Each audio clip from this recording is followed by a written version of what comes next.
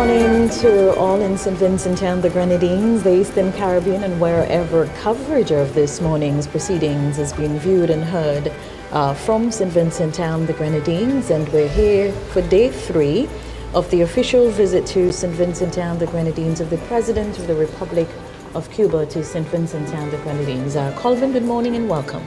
Good morning, and it's good to be back for day 3 of our coverage here on the occasion of the visit of His Excellency Miguel Diaz-Canel, and quite another packed agenda for his visit today. And the visit wraps up later on, and we have a number of items that we'll find out more about during the course of the morning. But you're looking at live images now coming to us from Government House. We have, of course, our teams located at different points, Government House and the House of Parliament, for continued coverage during the course of the morning. And what we're seeing is the arrival of the President and his wife. They've just arrived at Government House, where they were officially met by the Governor General, Her Excellency Dame Susan Duggan, and her husband Hugh Duggan, Prime Minister Dr. the Honorable Ralph Gonsalves, and wife Mrs. Eloise Gonsalves. The other members of the visiting President delegation, they've also arrived at Government House, and so we see once more the greeting and the introductions are taking place at this time. We expected this morning to have at Government House meetings. I'm not too sure how much access we'll have to those meetings, but for as long as we're able to remain on camera and to show that to you, we will of course bring that to you. We're expected as well this morning to bring you just about 9:20 or thereabout coverage of the swearing in of the Attorney General of St. Vincent and the Grenadines, and that's Grenville Williams. That will take place at the House of Parliament. And then at some point in time, we'll return to the House of Parliament, where we will bring you the official sitting for today's proceedings as we go through what's available as part of day 3. We will have now the signing of the Colvin. Yes, it is now the turn of His Excellency to sign the visitor's book, as is customary when we have a head of state visiting us and paying a courtesy call to Government House. He is doing so at the moment, and he's accompanied by his wife. We expect also some official photographs to be taken during the course of this brief stop at Government House. A meeting you mentioned, a very private meeting from what we're told, but of course if there's anything from that we can share with our audience, we'll do so as well. And it would end off with the sharing of a gift by Her Excellency to the visiting President. So on our screens at the moment is the signing ceremony that is taking place, and President Diaz-Canel of the Republic of Cuba is doing the signing. His wife stands at his side as that happens, and the photographers are of course using the opportunity to capture this historic moment. This is day 3 of their stay here in St. Vincent and the Grenadines. They arrived at the Argyle International Airport shortly after 11 o'clock on Saturday last, December 3rd. And while at the Argyle International Airport, a guard of honor was in place to welcome them. We had the national anthem of Cuba, the Republic of Cuba, national anthem of St. Vincent and the Grenadines, and the inspection of the guard. And on the land side, they met with the pupils from the Calico Primary School and other primary schools, Girl Guides, Cadet Corps, St. Vincent and the Grenadines, the other organization, Pathfinders, and other organizations. From since then, there have been a series of meetings, and at some point in our coverage today, we will attempt to share with you some of those shots and videos of those, what happened over the over the last 2 days. There were some lighter moments, I'm sure, which we'll be able to share with you once time permits in between as well, which they shared. Of course, it is a working visit. We were told that it is a working visit, but the time was made for the President to also enjoy a bit of Vincentian hospitality. And I'm sure from what we've seen in terms of the photographs and the video clips that he's certainly been enjoying the Vincentian hospitality thus far. here while, of course, doing the work of his people and meeting with the Prime Minister and other local officials. Well, yesterday, the 4th of December, the morning started with a breakfast at the residence of our Prime Minister, the official residence of our Prime Minister, Dr. the Honorable Ralph Gonsalves, a working breakfast, after which there were stops en route to the Modern Medical in Georgetown. There were stops at Connery, where he met with some of the residents of Connery, and we have a nice interaction of that where we share with you a little bit later on in the broadcast, after which the delegation then met with all the other officials from the Ministry of Health at the Modern Diagnostic Center at Georgetown. And this building at Georgetown, of course, is a state-of-the-art medical facility. And we will just see what's happening at Government Signing House. is complete, I believe. The signing is completed. Yes. And we anticipate that they will now repair to the office of Her Excellency, where a meeting will take place. And we see our photographer, videographer, Simesh Oliver from the Agency for Public Information, ensuring that we have some photos and we get to witness some of the moment. I do believe that we will just get to see some parts of this, but we just keep our cameras there to see what will happen, and we will share that as much as possible with you. Yes, and we welcome you wherever you are. We didn't forget to greet you. Yes, we welcome you on our platforms of VC3 Television, the Agency for Public Information, and the National Broadcasting Corporation Facebook pages, and the radio platform on 107.5, 90.7 FM, www.nbcsvg.com, and 787 on the cable boxes. Good morning to you. We are coming to you from the studios of VC3 Television in Kingstown for another beautiful morning, quite like what we saw on Saturday, even better, weather-wise. I'm just getting a cue here that the proceedings, that is the swearing-in of the Attorney General, is now happening at the Parliament of St. Vincent and the Grenadines. We see the Speaker accompanied by the Sergeant of Arms. He, of course, leads and he brings the mace, announces the Speaker. Let's see if we have the audio. Do not have the audio quite as yet, but we see the Honorable Speaker, Senator, the Honorable Rochelle Ford, will make her way into the House of Parliament, and she takes her seat. All right, I believe we have the audio now, so we'll go straight across to Parliament.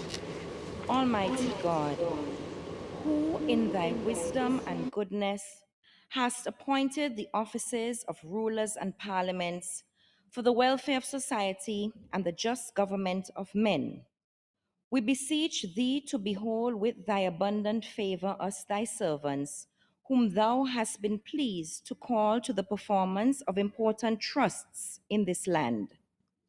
Let thy blessing descend upon us here in this house assembled, and grant that we may treat and consider all matters that shall come under our deliberation in so just and faithful a manner as to promote thy honor and glory, and to advance the peace, prosperity, and welfare of St. Vincent and the Grenadines, and of those whose interests thou hast committed to our charge. Amen. Pray, be seated.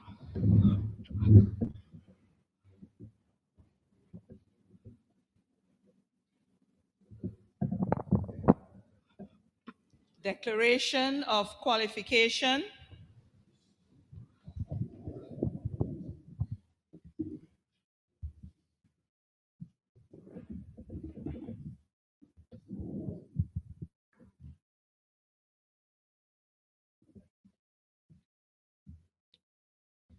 Declaration of qualification.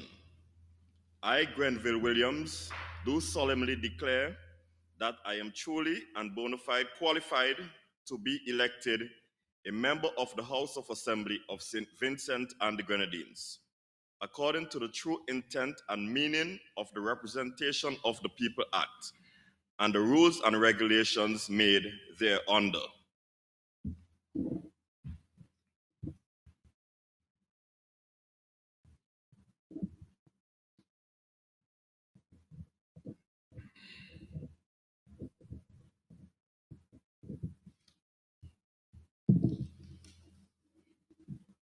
Oath of allegiance.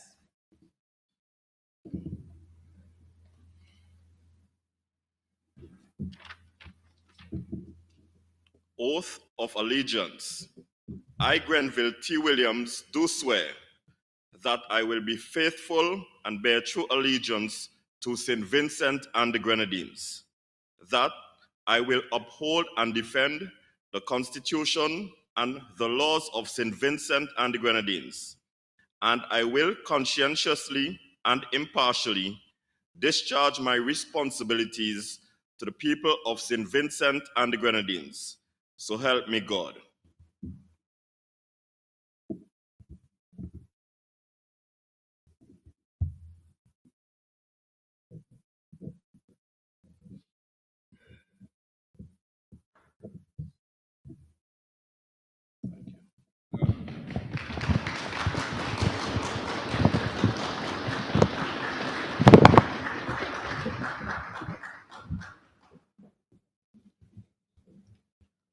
Honorable Deputy Prime Minister. Let me be the first to officially welcome the Honorable Grenville Williams to this honorable house. As we are here this morning, I want to wish him all the best in his new endeavors. And I'm sure that all of us do look forward to working with him over the period of time that he's here with us. Madam Speaker, this morning, we do have with us in St. Vincent and the Grenadines the President of Cuba. And so he will be joining us shortly here in this Parliament. And so, Madam Speaker, with your leave, I beg to move on the Standing Order 80, that the standing orders be suspending for the remainder of today's sitting, and we suspend this sitting until 10 o'clock, when we'll be joined by the Prime Minister and the other party. Second. Leave is granted. Honorable members, the question is that pursuant to Standing Order 80, that the standing orders be suspended for today's sitting. As many as are of that opinion, say aye. Aye. As many as are of the contrary opinion, say no. I think the ayes have it. The ayes have it. Honorable Deputy, we'll now move for the suspension. So, honorable members, the question is that this sitting of this House do stand suspended until 10 a.m. As many as are of that opinion, say aye. Aye. As many as are of the contrary opinion, say no. I think the ayes have it. The ayes have it. House stands suspended.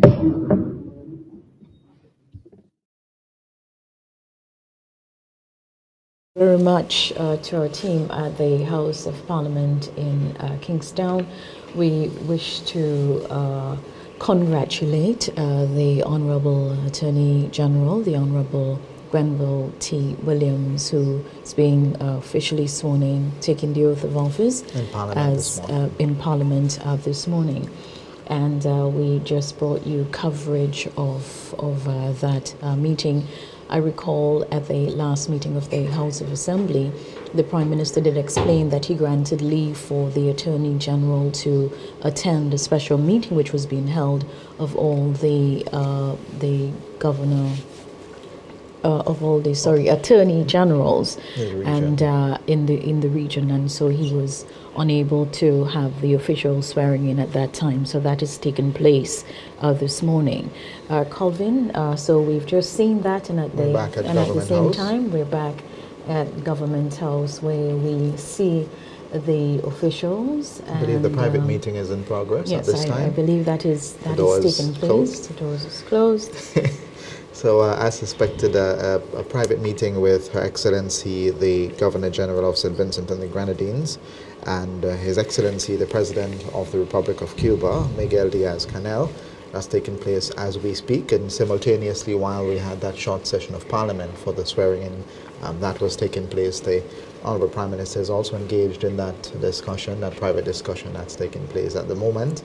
And as soon as we have movements there, we'll of course follow the arrangement as they head to Parliament. Parliament is expected to resume at 10 this morning with a special sitting with the Guard of Honor and a special sitting to welcome His Excellency President Diaz-Canel.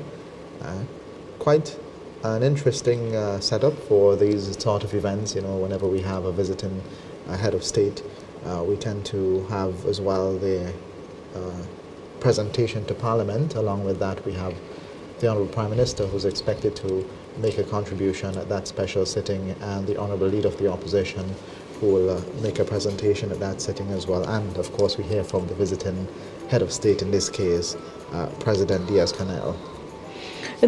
On my way down here this morning, just outside the House of Parliament, on the side that is the left-hand side, if you're making your way down to Victoria Parkway, a tent was erected just outside the vegetable market, and I believe that's where the students perhaps will congregate this morning, because the president is expected to meet and to greet the students who will be there to basically welcome him to St. Vincent and the Grenadines, as the others who gathered at the Argyle International Airport last Saturday did.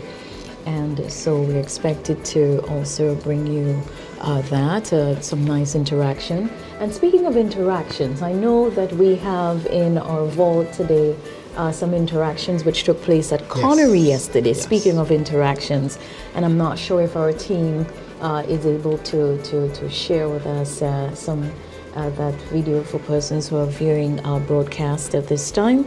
So once we have that broadcast on screen, we will definitely, that little clip. Yes, sorry. Yes. And I tell you, with some real clip. Vincentian hospitality the President experienced yesterday in his stops along the way. And we're looking at some of those now. Yes. All right. Joel, how are you doing? Well, Lulin. How are you doing, Lulin? This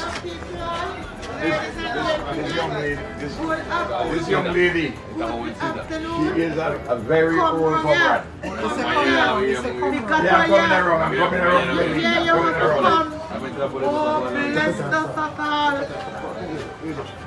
all. Oh, yes. I know that. Yes. That's Alzheimer's now. You wouldn't remember everybody, no. But this is the president of Cuba. I know you love me. I love him too. You love him too. All man we got one man, bring there again. All right, Lolene. Her name is Lolene. My name is Doris. Everybody call her Lolene. Nice to meet you. I love her to come back here. When I come back here, tell me. All right, well, yes. She has many grandchildren inside of the police and so on. Man, not give up at seeing. Like I get all the money. Is all right, Lolene? Huh? All right. I'm back. God bless you. You can't go on yet. All right, Lolene. We're coming back for lunch. Yes. All right, Lolene. You have lunch?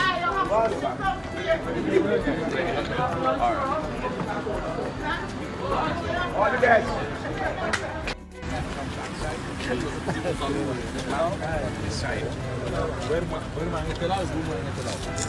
channel the water in one central place.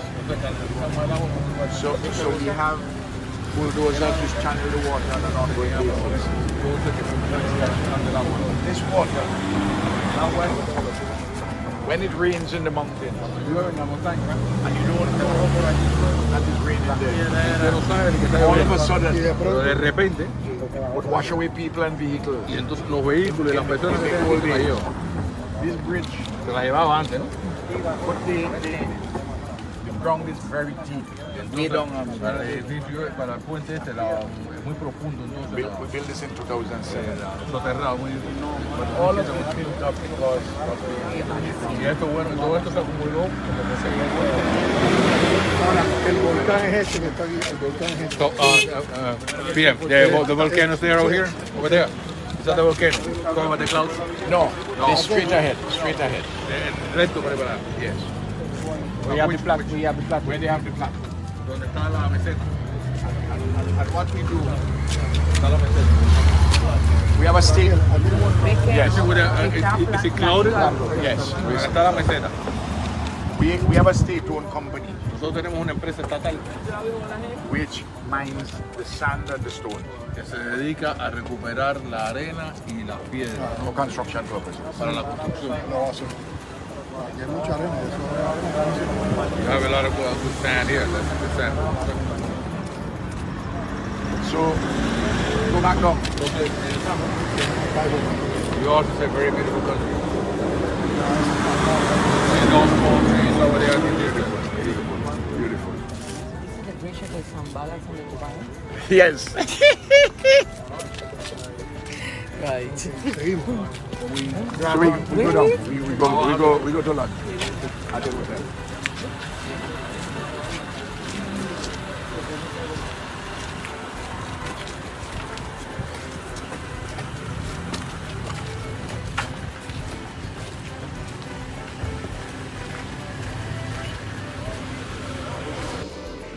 And we're back with you live from our studios at VC3 Television in Kingstown. For those who are listening, why we're afraid and wondering what exactly we're listening to, these were some highlights from the stops yesterday. The president was introduced to a few of the villages in Connery along the way up to the modern medical complex in Georgetown, and he also had a chance to look at the Rabaca Bridge. And that's for the benefit of our radio audience. We had a few clips highlighting some of the events from yesterday. And we'll be heading back to the Government House in a short while. I believe the private meeting is still ongoing, and momentarily we'll see shots from Government House. The next move is from, yes, Government House. And the door is still closed, which means the meeting is still in progress. And we have next the Parliament at 10 o'clock, a special sitting. You heard earlier on the Speaker suspending Parliament until 10 this morning. That's the time His Excellency is expected to be back at the House of Assembly, and he will address, as part of his presentation, as part of his official visit, the members of Parliament and the Vincentian public later this morning. Well, also, what took place yesterday as well, as you mentioned, the interactions at Connery, the visit to the Rabaca Bridge. Primarily, the delegation was headed to the modern medical center yesterday. And of course, you know that Cuba was responsible for the construction of this facility, and yesterday Prime Minister Dr. the Honorable Ralph Gonsalves shared quite animatedly how this came into being, and just to put some bits and pieces to it, is that at the time, late President Fidel Castro, they were building a series of such facilities, and Prime Minister Gonsalves said, well, you have to build the biggest one in St. Vincent and the Grenadines, and so that was maintained. But we're here because of the friendship and the cooperation which exists between both countries since 1992 in terms of the formation of formal diplomatic relations between both countries. And this was further buttressed in 2001 when the Dr. Ralph E. Gonsalves administration came into power, the enhanced relationship between both countries. And President Diaz-Canel yesterday did say that he's appreciative of the friendship, which is shared between St. Vincent and the Grenadines, and highlighted that the friendship existed during the time of President Castro, and then that is Fidel Castro, and then after that with President Raul Castro.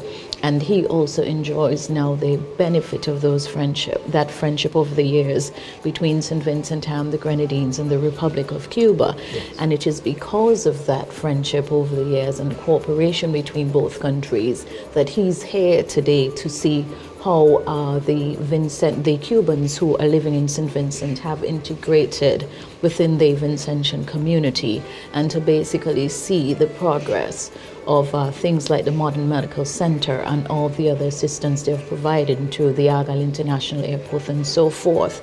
And basically that's why they're here. A very good ceremony. And he ended basically by speaking a bit of English. He said, I have something to say, but I'll say it in English.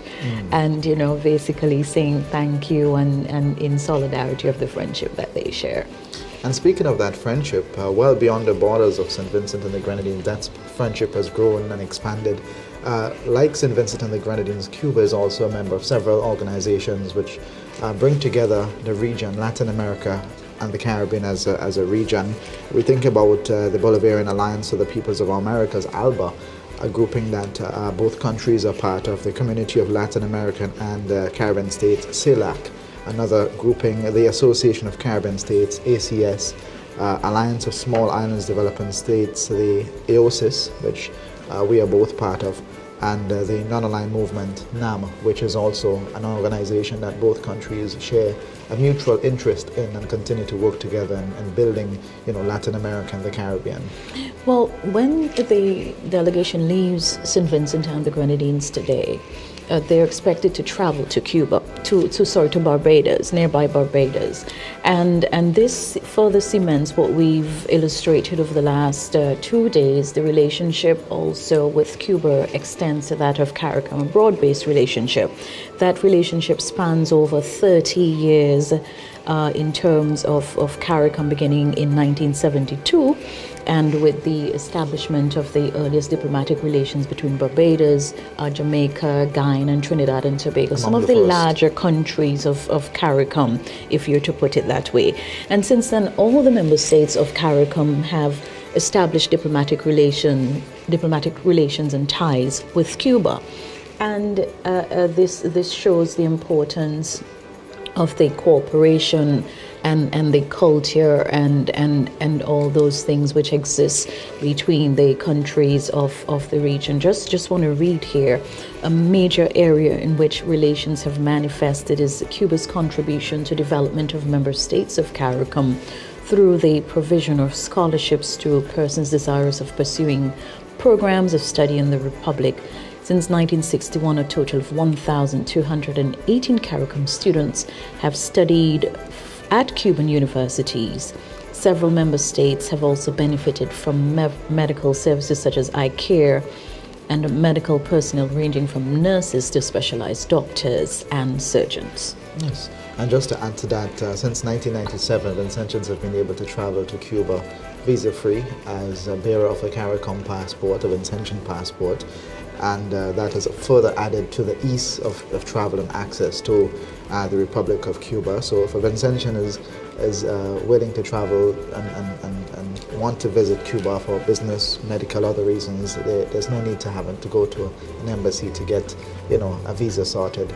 Pretty much you have open access, and that has been in place since 1997. And speaking of travel, and we're also into the tourist season here in St. Vincent and the Grenadines, yes. And congratulations to the Ministry of Tourism and the St. Vincent and the Grenadines Tourism Authority unsuccessfully staging an awards ceremony last Saturday night. Congratulations to the Employee of the Year, Marlon Joseph. Well done. You'll hear more about that. Yes. But I wanted to use that to segue into what I'm going to talk about, which is the memorandum of understanding between the Ministry of Tourism of the Republic of Cuba and the member countries of CARICOM on multi-destination tourism being proposed for signing at the upcoming CARICOM Cuba Summit.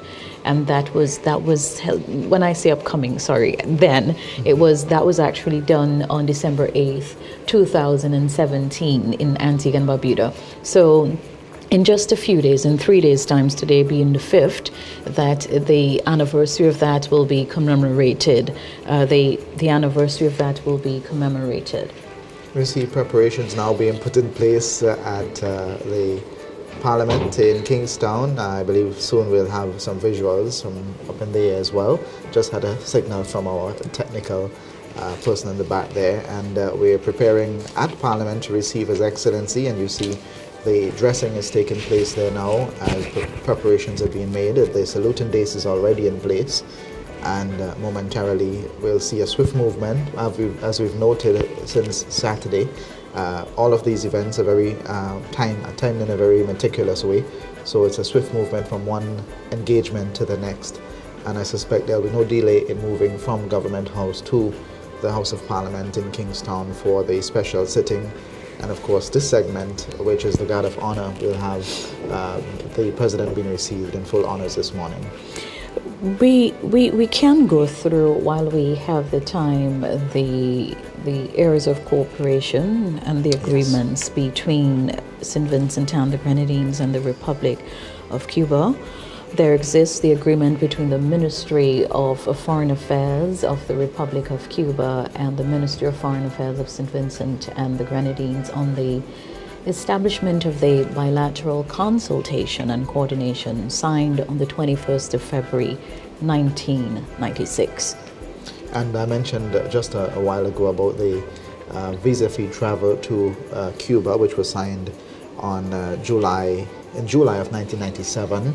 So that one was mentioned just a while ago. But in 1997 as well, both states entered into a technical cooperation agreement which provided the framework for enhancing cooperation. Subsequently, a joint commission was established as a mechanism to facilitate dialogue on various areas of cooperation and effective strategy for deepening relations between the two countries through education, through health, through culture, sports, trade, transportation, telecommunications, and other areas of mutual interest.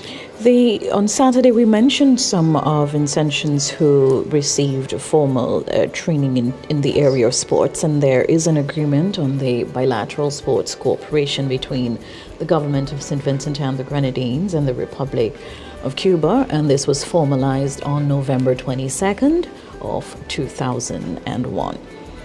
And further to that, technical cooperation just over 11 years later, in November of 2008, the Joint Commission SVG Cuba was convened here in St. Vincent and the Grenadines, and there both agreements agreed to continue, both governments rather agreed to continue with this agreement in cooperation, particularly in agriculture, health, transport, works. Energy was added to the list as well. Tourism was added to the list, in sports and also in trade. So these areas continue to be the main areas in which the government of St. Vincent and the Grenadines has technical arrangements with Cuba for a bilateral sort of relationship. And we see the fruits of those over the last years, and we continue to see the benefits of the involvement of St. Vincent and the Grenadines and good relations with Cuba. The Memorandum of Understanding also exists between the Ministry of Agriculture and Forestry and Fisheries of St. Vincent and the Grenadines and the Ministry of Agriculture of the Republic of Cuba on areas of agricultural cooperation. Presentation of the gift taking place now. I just saw the Honourable Prime Minister preparing to leave the Government House, but at this time we have the presentation of a gift from Her Excellency the Governor General to His Excellency the President of the Republic of Cuba, Miguel Diaz-Canel, and according to our layout, this should be the final item before he departs for the House of Parliament, where he'll be received there with the Guard of Honor. And you did mention earlier the students who are expected to greet His Excellency as well as he arrives at the Assembly Chamber in Kingstown. The wife of His Excellency also receiving a gift from Her Excellency the Governor General. And this concludes that particular portion of the engagement, the private meeting between Her Excellency the Governor General and His Excellency the President. And we're getting ready to swiftly move out of the Government House and onto the next location, as is expected. Tends to be a very quick transition from one location to the next. Very meticulous when it comes to time. Of course, the protocol officers are generally in charge and taking care of the timing of each and every item that is scheduled, and this is no different. And I mean, what is taking place here in St. Vincent and the Grenadines today and over the last 3 days in terms of the official visit is something that we have seen over the years in terms of visits from heads of government of countries across the world with whom we have diplomatic relations.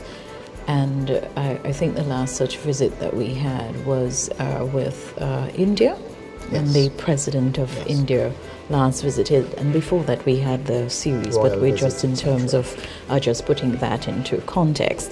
And all of this is possible because they share the cultural exchange and the cooperation between the countries. And there are several bilateral areas of agreement which between St. Vincent and the Grenadines and the Republic of Cuba. And I think the most recent one is the agreement on the execution of criminal sentencing, which was done in February of 2021.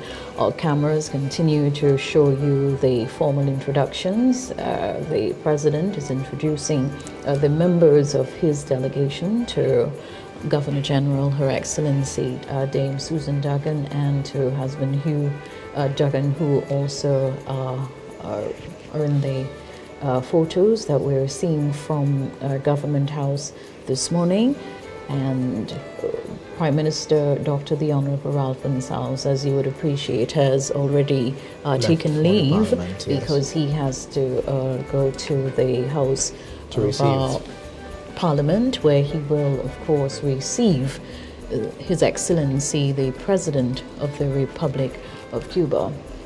We note as well that there's a possibility we may be showing you some other shots from another location where it is possible that we may have some other shots from another location. We just ask you to keep your eyes glued to whatever devices you're looking at, and for those who are listening to the radio, we ask you to stay tuned. We're coming to you live from the studios of VC3 Television, located strategically in capital Kingstown, the Central Business District. Today is a Monday, a hive of activity in capital Kingstown. People Christmas work and Christmas shopping and everything.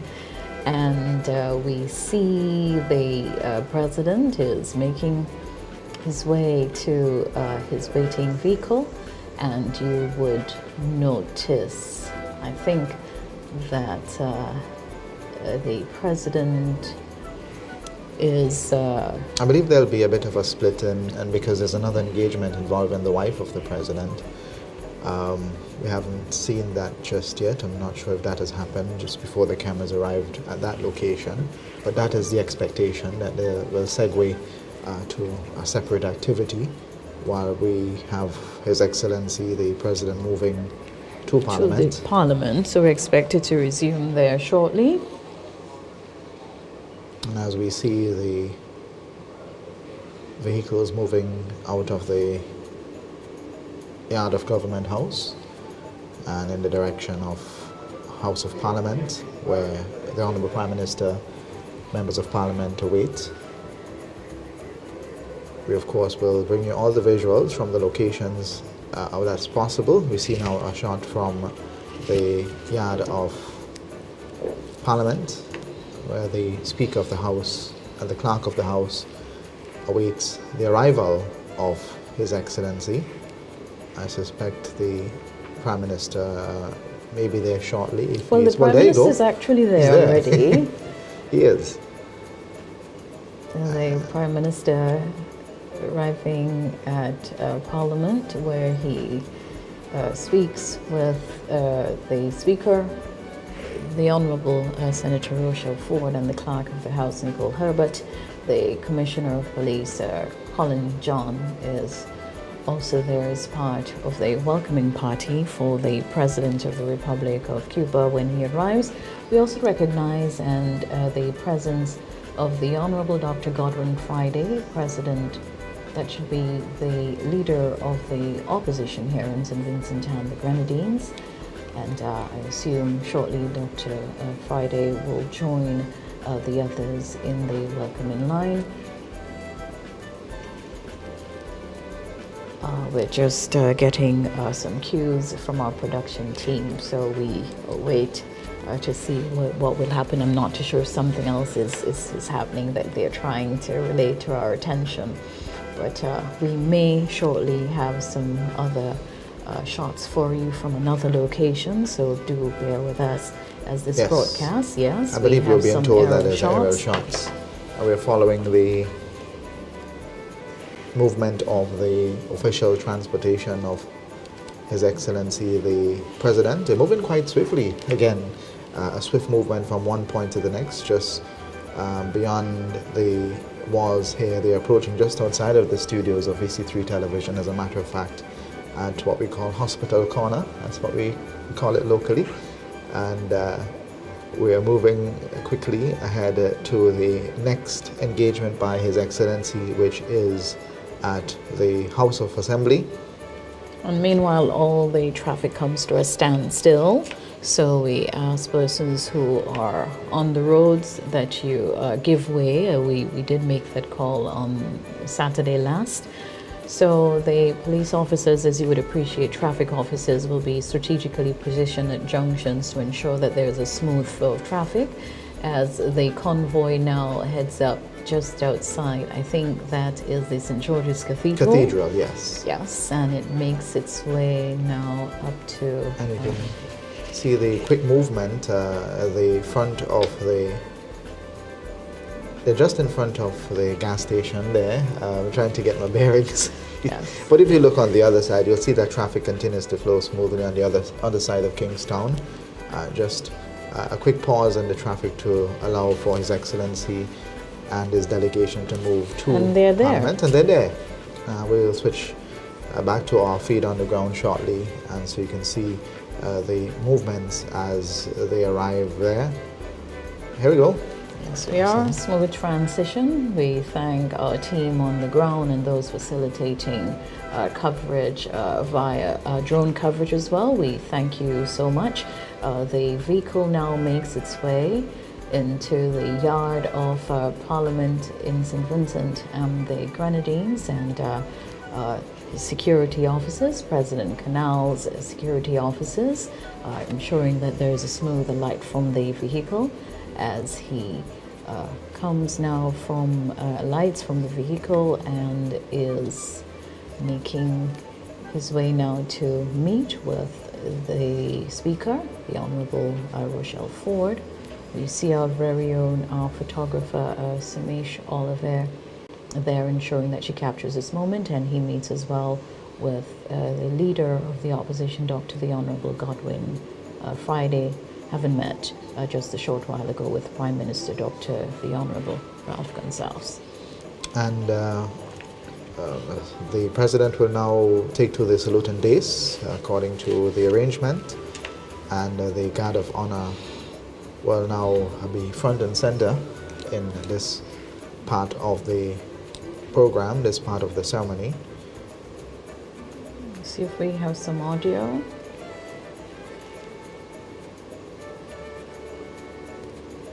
Doesn't appear we have the audio from that location, but we can tell you what we're seeing.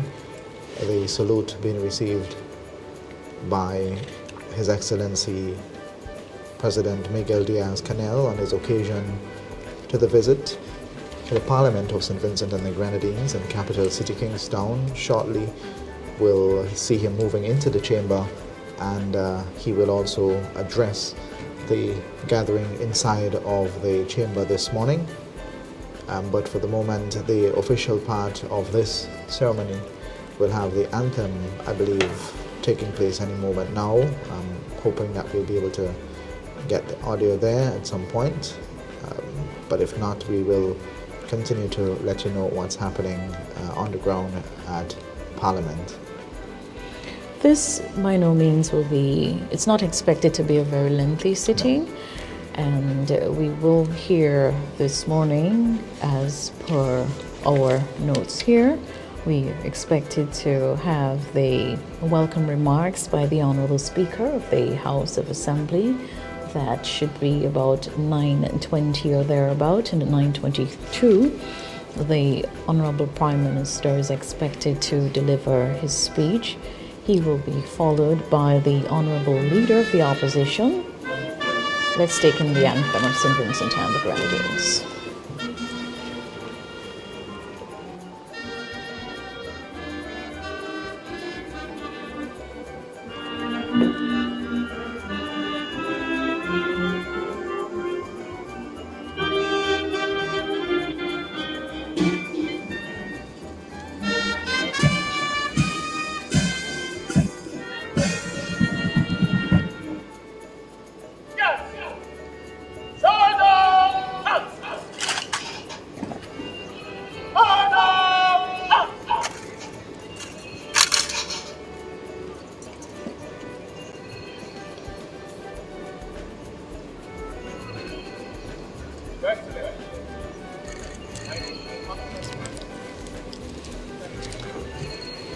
So I believe now the invitation to inspect the guard on parade this morning, and we hear that invitation being extended by the guard commander, Closton Francis, I would say, who was in charge of that portion of the ceremony this morning, and the invitation was accepted. His Excellency now moves to the guard. And we hear the police band. We didn't see them, but we're hearing them. They're in the back of the small parade this morning. And a quick inspection of the guard, as is customary for an occasion as this. And being done quite swiftly, as we saw at the Agad International Airport. Maybe we can take in a bit of the police band music, if that is possible, before we quickly move away from it.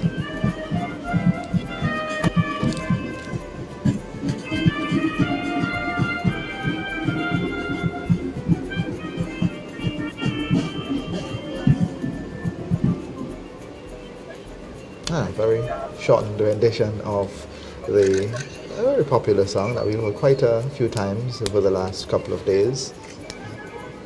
The President now been invited by the Commissioner to join with the rest of the party to head to the upstairs of the Parliament chamber, where he will address those gathered this morning.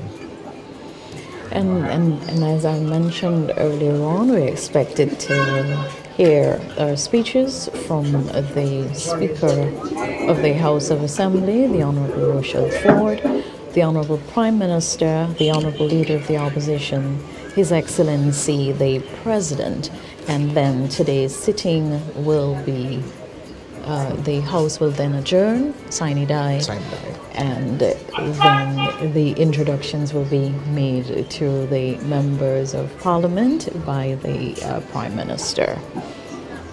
And as we're seeing now, the delegation of His Excellency the President moving up to the Parliament chamber to be a part of the happenings there. Shortly we'll take our cameras. Oh, there you go. We see the members of Parliament already seated at their various points, as they usually do for sittings, and today being no different.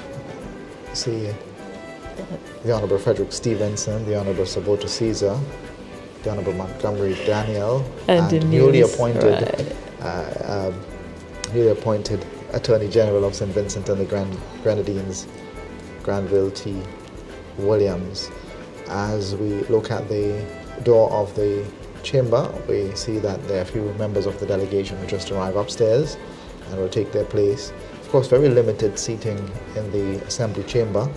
There are some limitations there, so quite a large delegation. I'm not sure if the entire delegation will be joining His Excellency in the chamber, but we do know that quite a number of them will be a part of what is happening in the hall this morning. As we continue with coverage here on the various platforms, National Broadcasting Corporation, VC3 Television, and the Agency for Public Information. A gentle breeze, some clouds around, but the flags of St. Vincent and the Grenadines and that of the Republic of Cuba fluttering on the outside of Parliament. Yes, Colvin, a pretty historic day, and I look forward to the presentations here in the House of Parliament this morning. And we certainly await the call from the Sergeant at Arms, who will announce the Speaker, and we are expected to see all of that in just a short while as the contingent, the small contingent of our officers from the Royal St. Vincent and the Grenadines police force is still on hand and will get in just a short while, I believe, their command, and they will of course travel much back to the police headquarters, which is just a few distance away. We have now the shots from the Botanic Gardens, the St. Vincent and the Grenadines Botanic Gardens, the oldest in the Western Hemisphere. And the President's wife and the wife of Prime Minister Dr. the Honorable Ralph Gonsalves are now arriving at everywhere the parrots are housed at the gardens. Of course, the St. Vincent and the Grenadines parrot, the Amazonia gildingi, and never know, they might just decide to speak a little bit of Spanish this morning. Maybe. Hola, hola, hola. So that's the wife of the visiting president and the wife of Prime Minister Gonsalves. They this morning will spend their time at the Botanic Gardens, where there's also an exhibition taking place at the Botanic Gardens. Several photo displays and other things will be on display for the wives of the Prime Minister and the wife of the President. Yesterday as well, they also had similar engagements where they met with some exhibitors at Young Island, at Young Island Resort, and they had meeting with Cuban women, who work in St. Vincent, and Vincentians who studied in Cuba as well. Oh, look at that.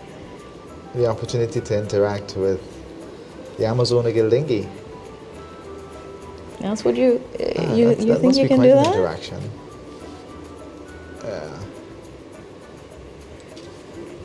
And as we look at the perfect visuals, moment you call that. It is, and I expect the photographers will be getting quite some photos. Oh, wow. At this point in time, of course, we're only getting the video feed, but the photographers are perfectly positioned for the photos. We expect to see some of those on our pages, I hope, via the Agency for Public Information, who's capturing, along with what we are looking at here, the visuals, they're capturing some of the still moments as well. We see Mrs. Gonsalves also enjoying the moment and interacting with our national bird, and quite friendly, I must add. The Director of Forestry, as per usual, is a part of this particular tour based on his responsibility. Andrew Lockhart as well, the Acting Director of National Parks, generally joins the Director in an occasion as this. Mm-hmm. And certainly a moment to savor for both of them this morning, and it is a segue from the formalities that are happening not too far away. Their husbands are engaged in another type of engagement, I should say, at the Parliament building, and shortly we'll head back to Parliament to get the presentations there by the various individuals, inclusive of His Excellency the President as well. So we ask our production team if we can now revert to the cameras of the House of Assembly, and as we expect. Yes, thank you very much. So we await the resumption. It's just shortly after 10 o'clock. We're off by a few minutes. The timepiece reads it's actually 7 minutes after 10 o'clock. So we're just off by 7 minutes or so. But we anticipate that shortly we will have the commencement of the formal sitting of Parliament, as we see the Deputy Prime Minister, the Honourable Montgomery Daniel, and next to him is the Minister of Agriculture, the Honourable Saluto Caesar, and the Minister of Public Service, the Honourable Frederick Stevenson, Minister of Finance, the Honourable Camilo Gonzalez. So we have a split view of the two events. One much tamer that's happening at Parliament this morning, and much more formal. I see the preparations being made for the... Let's go straight away to Parliament.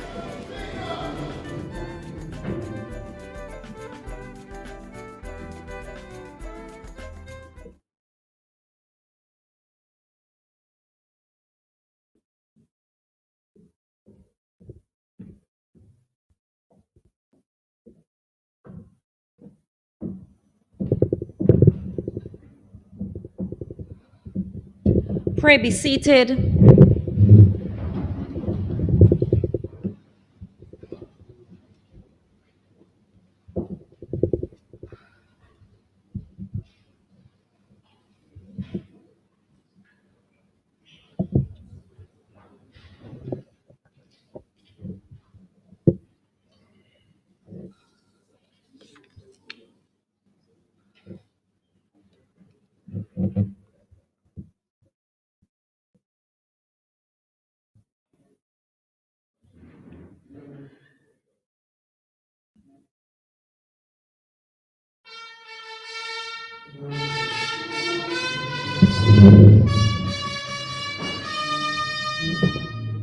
His Excellency, the President of the Republic of Cuba.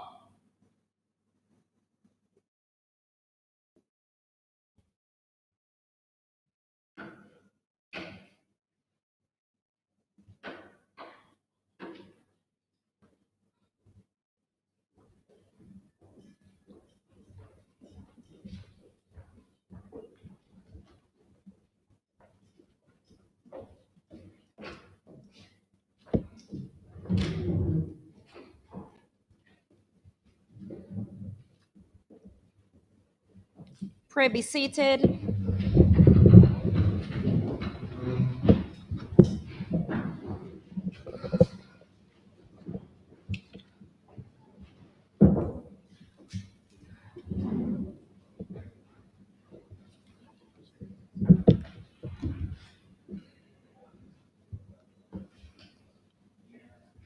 His Excellency Miguel Diaz-Canel, President of the Republic of Cuba, members of His Excellency's official delegation, honorable members all, distinguished guests. Today is a day of celebration for our Parliament and country as we welcome the President of the Republic of Cuba, His Excellency Miguel Diaz-Canel, on the first presidential visit in the 30-year-long history of diplomatic relations between our countries. Your Excellency, it is our honor to receive and host you and your delegation as our guests. There can be no dispute that the Republic of Cuba has and continues to demonstrate unwavering support su respaldo to the firme development of the people and nation para state of St. Vincent and the el desarrollo y Grenadines. el bienestar del pueblo y la nación de San Vicente y las Granadinas. The citizens of our country can attest Los ciudadanos de nuestro país son testigos to the ever-present acts of de solidarity, los gestos permanentes de solidaridad, friendship, amistad and love y amor in a multiplicity of ways, en diversas maneras, from financial to technical desde la ayuda financiera a la técnica, to human resource contributions. pasando por la formación de recursos humanos. And for this, we are truly Y grateful. por todo ello estamos verdaderamente agradecidos.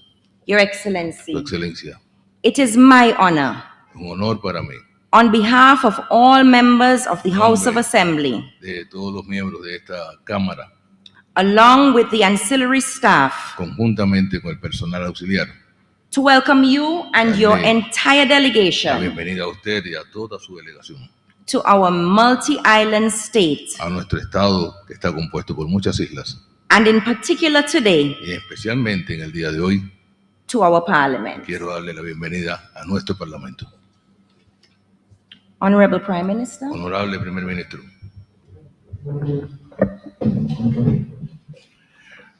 Madam Speaker, honorable members, Señora Presidenta, honorables miembros, the government and people of St. Vincent and the Grenadines enthusiastically welcome to our Parliament and our free and independent nation my friend and a steadfast friend of St. Vincent and the Grenadines,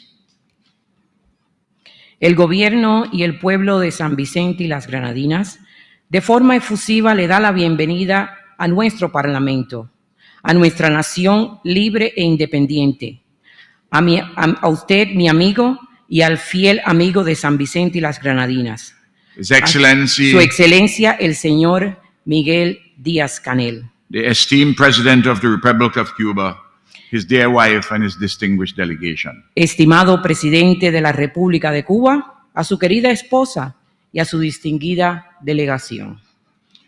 Your Excellency, as a living embodiment and continuator of heroic and dignified revolutionary Cuba, the Cuba of José Marti, Antonio Maceo, Fidel, and Raúl, we embrace you in love and enduring solidarity, which will never be shaken.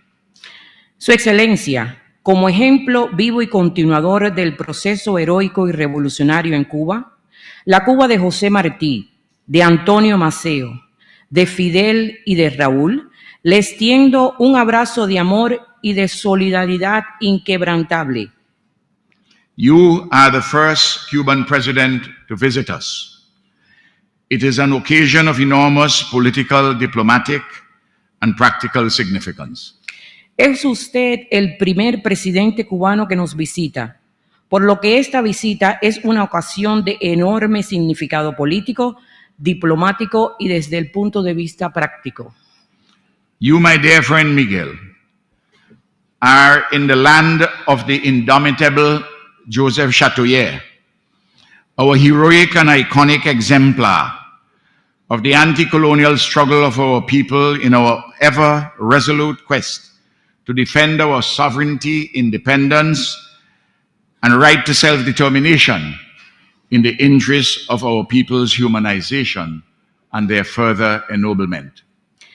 Usted, querido amigo Miguel, se encuentra en la tierra del indómito Joseph Chatoyer, nuestro héroe y símbolo por excelencia de las luchas antiimperialistas de nuestros pueblos en su determinación de defender nuestra soberanía, nuestra independencia y el derecho a la autodeterminación para bien de la humanidad y el ennoblecimiento de nuestros pueblos.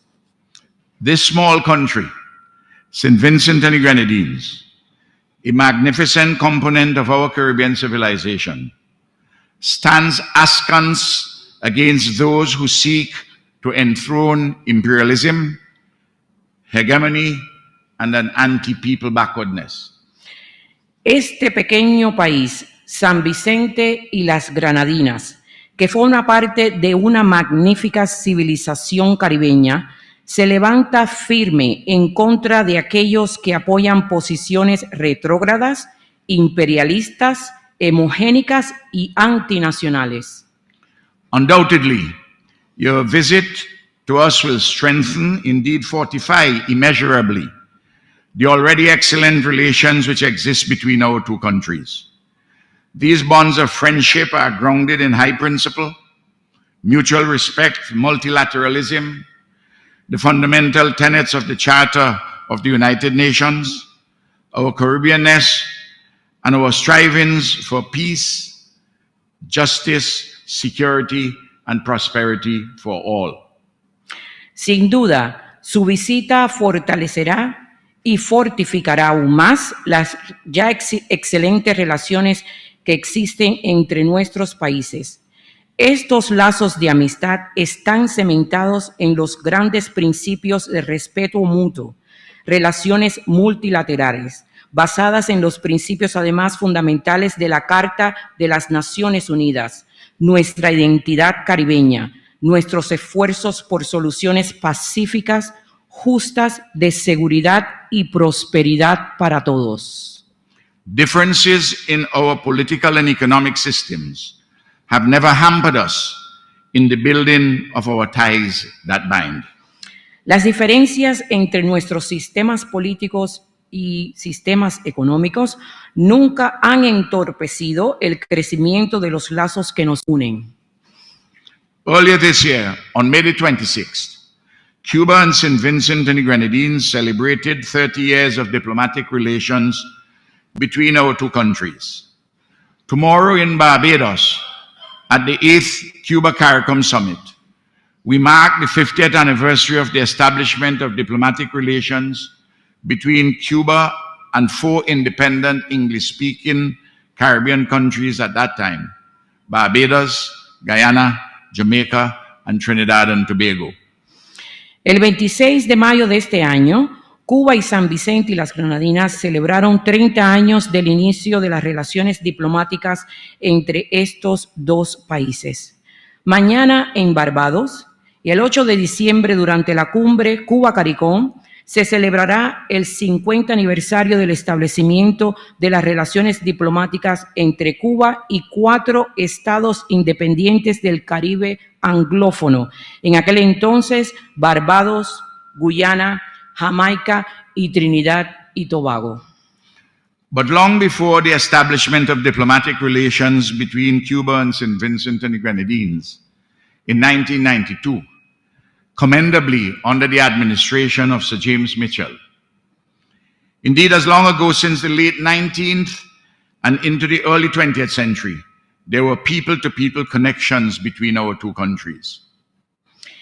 Pero ya en 1992, mucho antes del establecimiento de las relaciones diplomáticas entre Cuba y San Vicente y las Granadinas, y bajo la administración de Sir James Mitchell, de hecho, aún antes y desde el siglo de finales del siglo XIX y principios del XX, existían ya relaciones interpersonales entre nuestros dos países.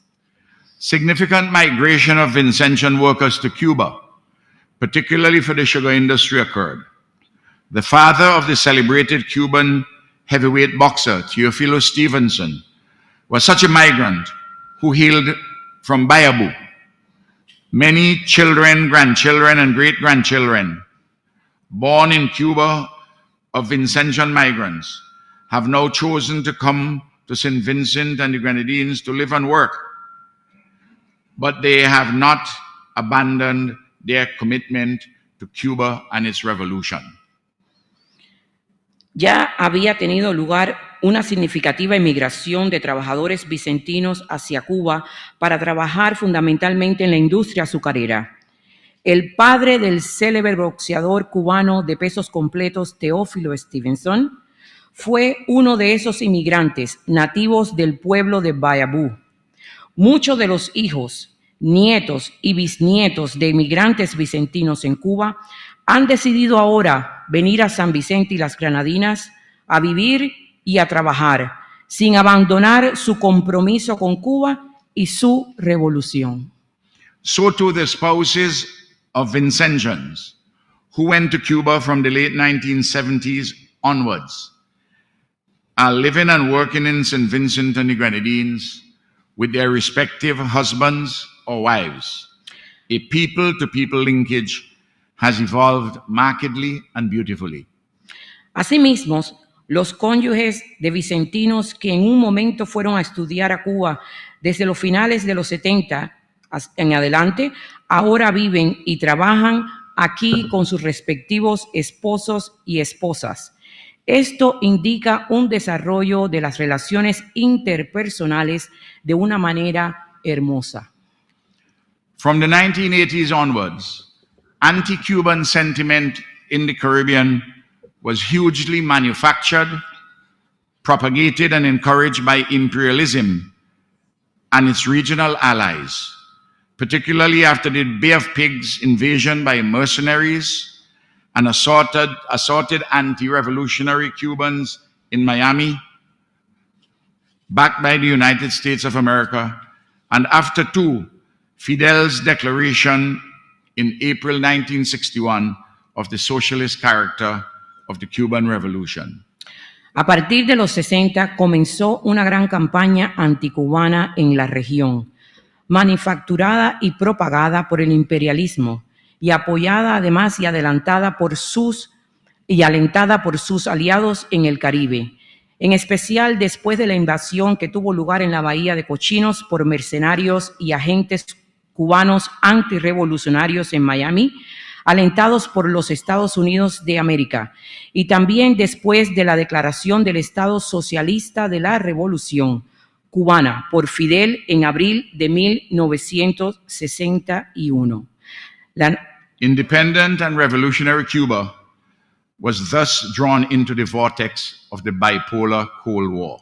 La naciente Cuba revolucionaria e independiente se vio sumergida en medio de la bipolar Guerra Fría. In St. Vincent and the Grenadines, it was not until the early to mid-1970s and thereafter that anti-imperialist organizations and parties such as the Yulu Liberation Movement, ULIMO, the United People's Movement, UPM, and the Movement for National Unity, MNU, and personalities therein began a concerted pushback against imperialism's jaundiced mantras on revolutionary Cuba. No fue hasta mediados de los años 70 cuando comenzaron a fomentarse en San Vicente y las Grenadinas organizaciones y partidos antiimperialistas, tales como el Movimiento de Liberación Yulú, más conocido como Yulimo, el Movimiento del Pueblo Unido, UPM, el Movimiento de Unidad Nacional, MNU, al igual que el surgimiento de personalidades dentro de estas organizaciones y partidos que se comenzaron a rechazar la retórica nociva contra Cuba. This anti-imperialist rebuff of the Americans' narrative on Cuba was paralleled across our region, bolstered by the selflessness and successes of revolutionary Cuba and growing Latin American solidarity.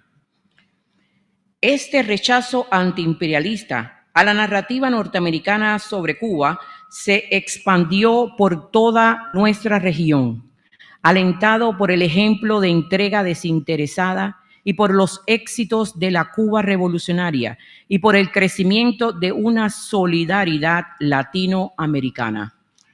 The election of the ULP government in March 2001 heralded a massively ramped up, many-sided bundle of relations between St. Vincent and the Grenadines and Cuba.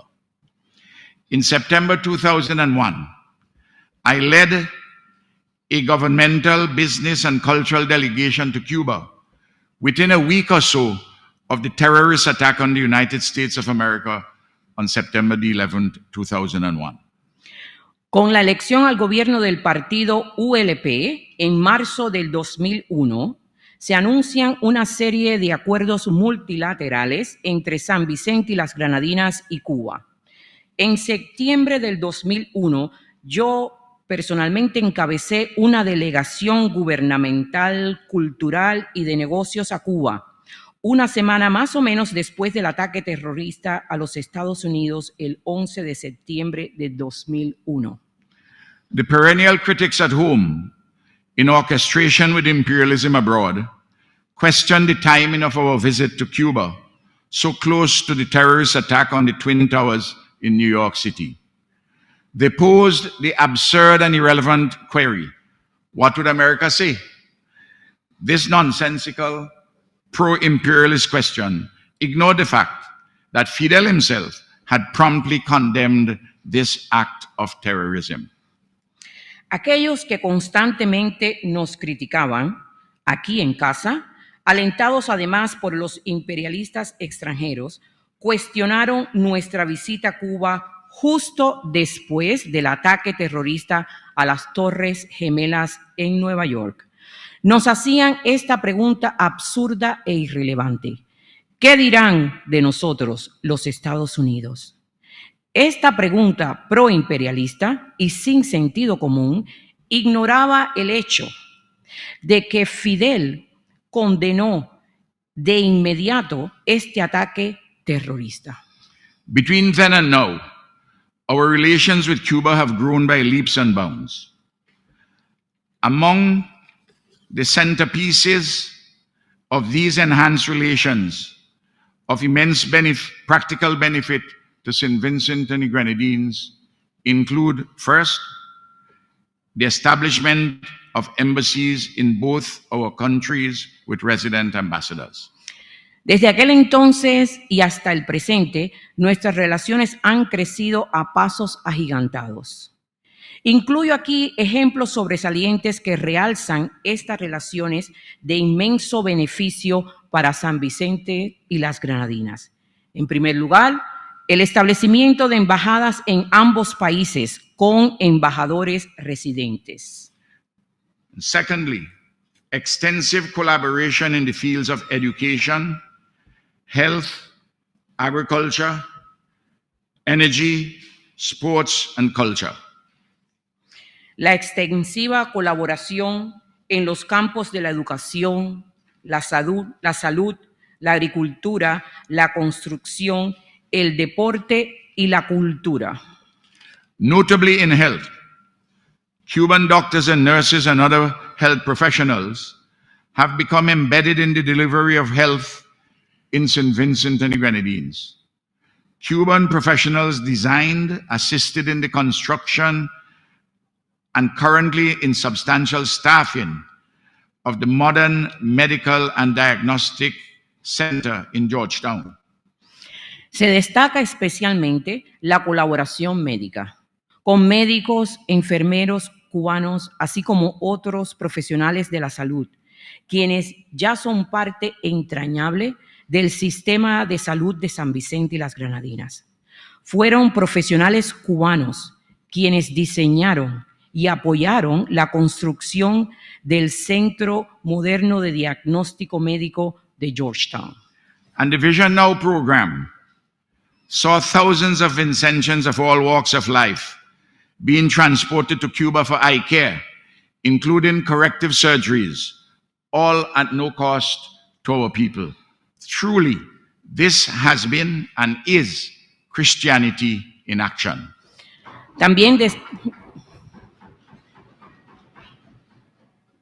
También destaco que son profesionales cubanos quienes forman gran parte del personal del centro en Georgetown.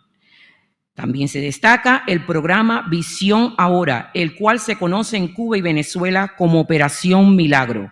Fue este programa el que ayudó a miles de vicentinos de todas las esferas sociales a recibir atención oftalmológica, incluso quirúrgica, en Cuba sin costo alguno, totalmente gratuito.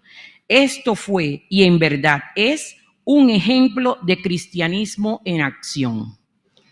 In the field of construction, the monumental achievement is the historic Argyle International Airport.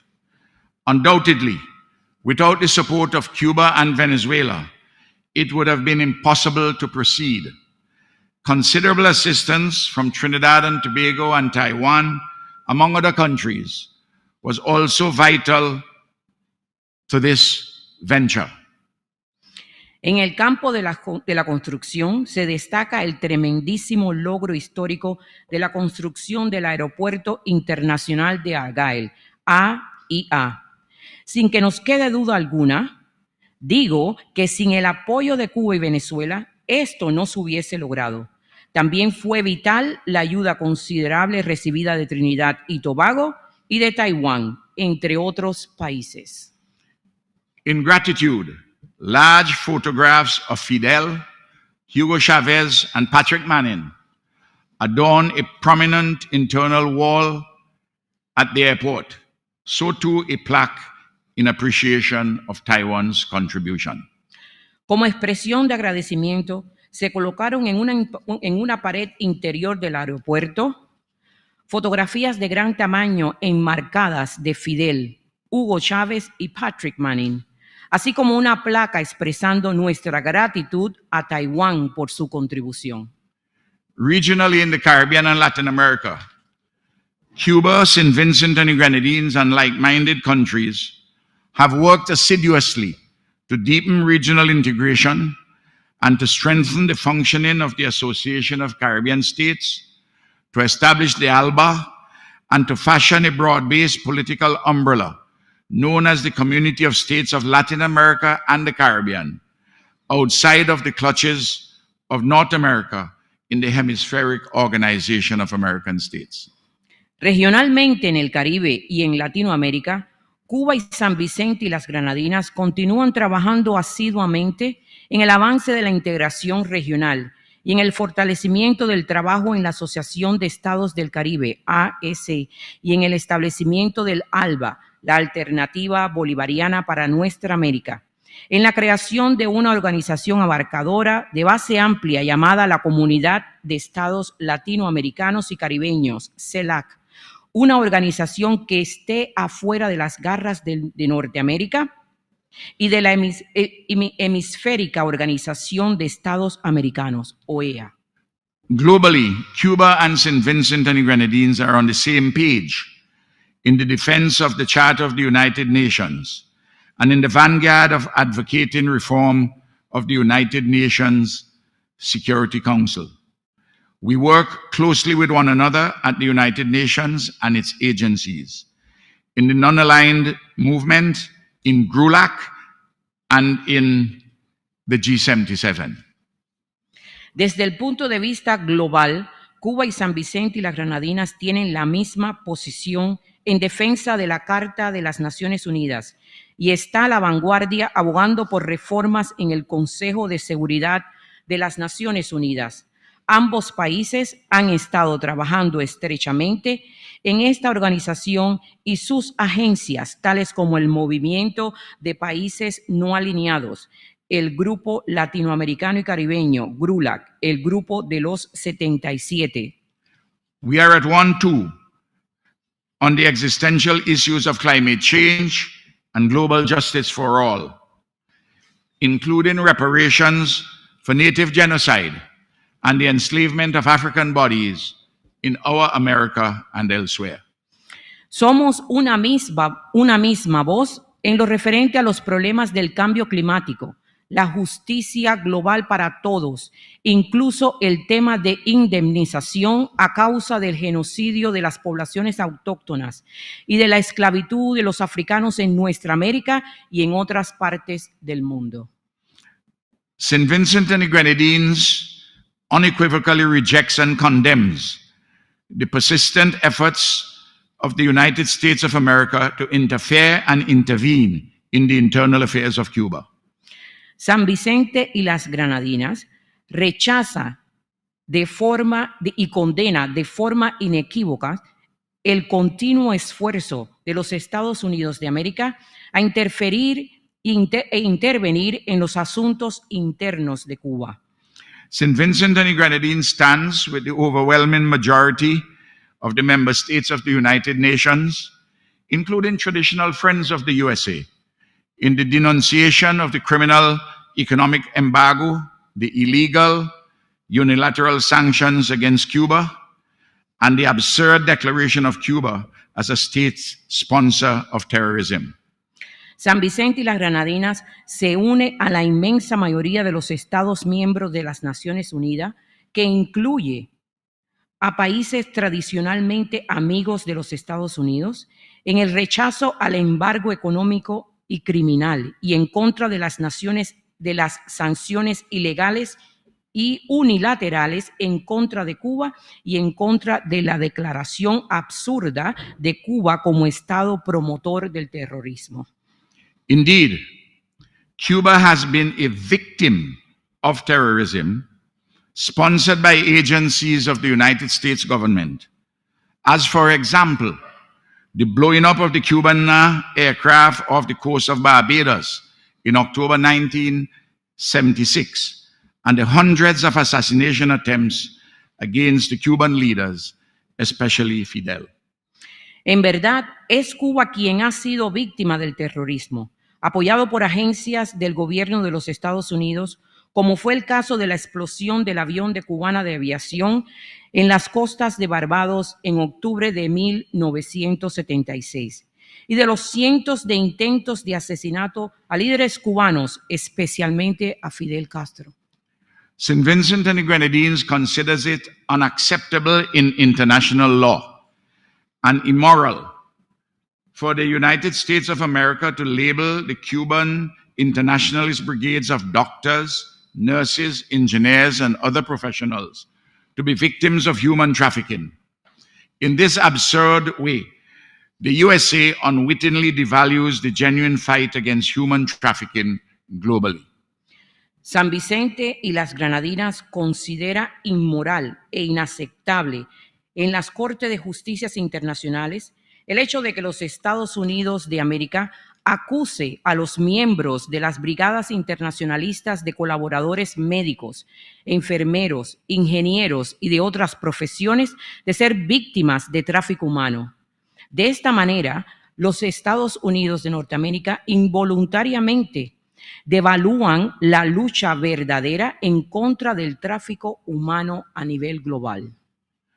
As I have made it repeatedly clear in regional and global fora, although St. Vincent and the Grenadines and the USA have close economic, political, and people-to-people links, our country cannot reasonably be expected to have its foreign policy in relation to Cuba determined or constrained by the presidential, senatorial, congressional, and gubernatorial politics of South Florida.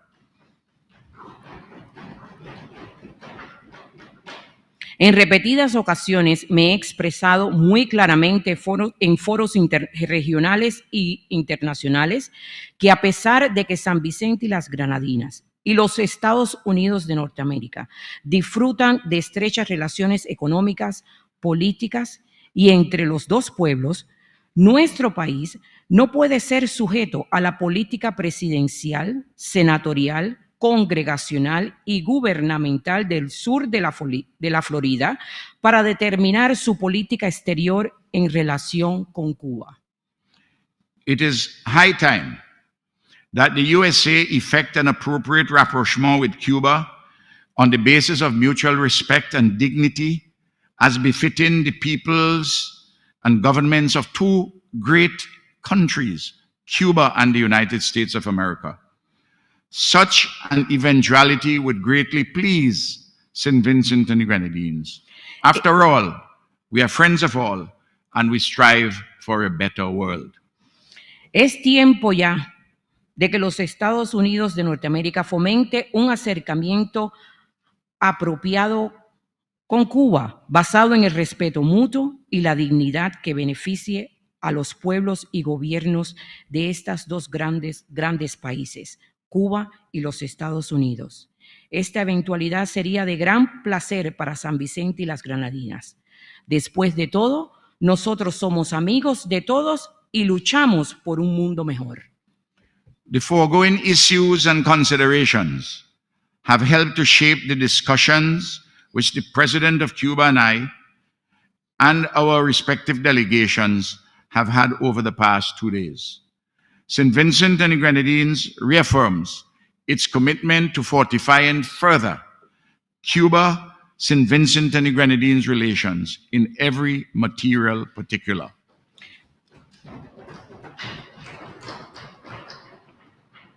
Los temas y consideraciones anteriormente mencionados han sido la base de las conversaciones entre el presidente cubano y yo, y entre ambas delegaciones durante estos 2 días.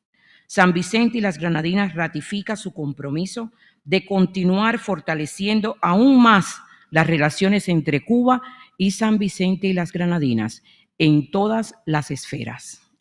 As I conclude, Honorable Members, Madam Speaker, Your Excellency, as I conclude, I advise this Parliament and our region of small nations aptly of the immortal words of the Cuban revolutionary patriot and national hero, Jose Marti, in his celebrated essay entitled Our America, written in 1891, and I quote,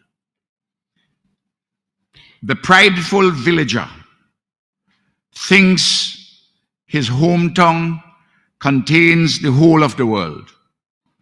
As long as he can stay as mayor or humiliate the rival who stole his sweetheart, or watch his nest egg accumulating in its strong box, he believes the universe to be in good order, unaware of the giants in 7-league boots who can crush him underfoot, or the battling comets in the heavens that go through the air, devouring the sleeping worlds. Whatever is left in that sleepy tongue, in our America, our Caribbean, must awaken. These are not times for going to bed in a sleeping cap, without our weapons for a pillow, weapons of the mind which vanquish all others. Trenches of ideas are worth more than trenches of stone. A vital idea set ablaze before the world at the right moment can, like the mystic banner of the Last Judgment, stop a fleet of battleships." Unquote. En conclusión, le recomiendo a este Parlamento y en realidad a toda nuestra región de pequeñas naciones las palabras inmortales del cubano revolucionario, patriota y héroe nacional de Cuba, José Martí, quien en 1891 escribiera en su famoso ensayo titulado Nuestra América lo siguiente, y cito: "Cree el aldeano vanidoso que el mundo entero es su aldea, y con tal que él quede de alcalde o que pueda humillar al rival a quien robó el corazón de su novia, a ver cómo su riqueza se acumula en su caja fuerte, ya da por bueno el orden universal, sin saber de los gigantes que llevan botas de 7 leguas y le puedan poner la bota encima, ni de la pelea de los cometas en el cielo que van por el aire dormido engullendo mundo. Lo que quede de aldea en América ha de despertar. Estos no son tiempos para irse a la cama con gorra para dormir, sin nuestras armas como almohada, armas de la mente que lo vencen todo, armas de la mente que lo vencen todo. Las trincheras de idea valen más que las trincheras de piedra. Una idea vital incendiada ante el mundo en el momento oportuno puede, como la bandera mística del último juicio, detener a una flota de acorazados." Ideas, my friends, my colleagues, are of inestimable value. The principal one in our context is that of solidarity. Solidarity with and among people within our nations and between like-minded nations, around the banner of peace, justice, prosperity, security, and sustainable development for all. Not for a few, and not for only a few in rich, powerful countries. Ideas, amigos míos, colegas míos, ideas de valor incalculable. La más importante de todas en nuestro contexto es la idea de la solidaridad entre nuestros pueblos y entre naciones de igual pensamiento, bajo la bandera de la paz, la justicia, la prosperidad, la seguridad y el desarrollo sostenible para todos, no solo para unos pocos, y no solo para la minoría que constituyen las naciones ricas y poderosas. Long live the international solidarity between revolutionary Cuba and St. Vincent and the Grenadines. Long live! Que viva el internacionalismo solitario entre Cuba revolucionaria y San Vicente y las Granadinas.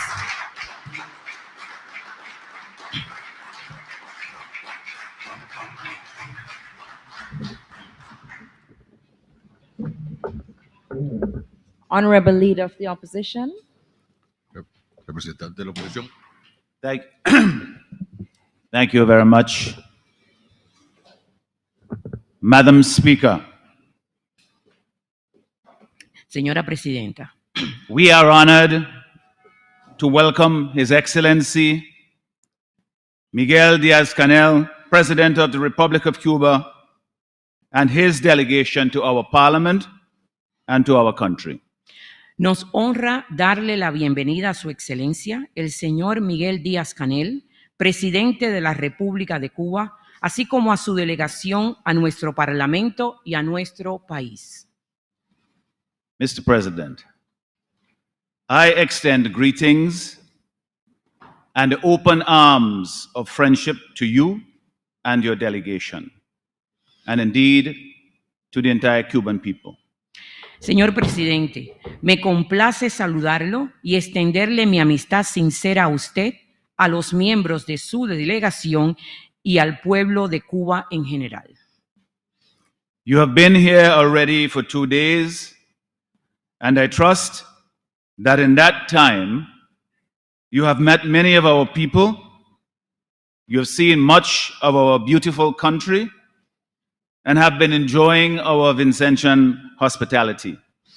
Ya han pasado 2 días de su visita y espero que en este corto tiempo haya tenido la oportunidad de conocer de cerca a muchos vicentinos, que haya podido visitar diferentes partes de nuestro hermoso país y además que haya estado disfrutando de la hospitalidad vicentina. We are grateful for the strong bonds of cooperation and friendship that have developed between our two countries. Those ties go back decades to a time when such relations that now seem so natural and fitting were questioned by others as perhaps not being in our best interest. But we persevered. And here we are, better for it. Estamos muy agradecidos por los fuertes lazos de cooperación y amistad que se han desarrollado en entre nuestras dos naciones. Estos lazos comenzaron décadas atrás. Se remontan a un tiempo en que estas relaciones, que hoy en día se ven tan naturales y oportunas, fueron desaprobadas por otros que no la consideraban como de beneficio mutuo para nosotros. Pero perseveramos y aquí estamos, mejores que antes gracias a ellas. It has been 30 years since the establishment of formal diplomatic relations between our two countries. That bold and visionary initiative by then Prime Minister Sir James Mitchell and an NDP government opened the way for better understanding between us and for much more. It was born out of a profound appreciation of the importance of partnership and friendship among Caribbean people. While acknowledging our differences and unique challenges, our predecessors fully understood that better understanding and cooperation held limitless possibilities for our progress and prosperity. Han pasado 30 años del establecimiento formal de las relaciones diplomáticas entre nuestros dos países. Esta iniciativa audaz y visionera, llevada a cabo por el entonces primer ministro Sir James Mitchell y el gobierno del Partido de la Nueva Democracia, abrió las puertas necesarias para un mejor entendimiento entre nuestras naciones. Y aún para mucho más. Esta iniciativa surgió como resultado de comprender cuán importante es desarrollar lazos de cooperación y de amistad entre los pueblos caribeños. Nuestros predecesores comprendieron muy bien que las posibilidades de progreso y prosperidad son infinitas entre los pueblos cuando nos comprendemos mejor unos a otros, siempre respetando y reconociendo nuestras diferencias y nuestros retos particulares. Since then, we have strengthened those bonds of friendship and cooperation. Your country trained many of our doctors who have returned to work here and serve fellow Vincentians. And you have sent many of your own here to give of their skills and talents. Our people have benefited from numerous scholarships offered by the Cuban government. Engineers, architects, and other professionals trained in Cuba have contributed immeasurably to our national development. Desde aquel entonces, estos lazos de amistad y cooperación se han fortalecido. Su país ha entrenado a muchos de nuestros médicos, quienes han regresado a su país a prestar servicio sanitario a sus coterráneos. También su gobierno ha enviado a muchos de sus médicos cubanos aquí para servirnos con su talento y habilidades profesionales. Nuestro pueblo se ha beneficiado por años con becas ofrecidas por el gobierno de Cuba. Muchos ingenieros, arquitectos y muchas otras profesiones entrenados en Cuba han contribuido inmesurablemente al desarrollo de nuestra nación. Your generosity towards us has proven that wealth in the heart is greater than wealth in the treasury of nations. For with limited resources, you have done far more for us than many friendly countries of greater means. We will not forget that. Su generosidad para con nosotros da muestra de que la riqueza de corazón vale más que todo el tesoro nacional que los países puedan poseer. Porque a pesar de sus pocos recursos, usted y su gobierno nos han dado mucho más de lo que muchos otros países amigos nos han podido dar, a pesar de tener ellos mucho más. Y eso nunca lo vamos a olvidar. The last 2 years have been very challenging. The COVID-19 pandemic severely damaged our society and economy. It demanded much of us and will continue to do so for some time to come. We continue to pray for complete recovery and for better times. Los últimos 2 años han presentado un reto especial. La pandemia de la COVID-19 afectó severamente la economía nacional. Esta situación nos ha exigido mucho y lo continuará haciendo por un tiempo más. Pero continuaremos orando por una recuperación completa y por mejores tiempos. In addition, our volcano La Soufrière chose an already difficult time to remind us of its potent presence among us when last year it erupted violently, destroying livelihoods and property, but thankfully not lives. You stood with us then as well.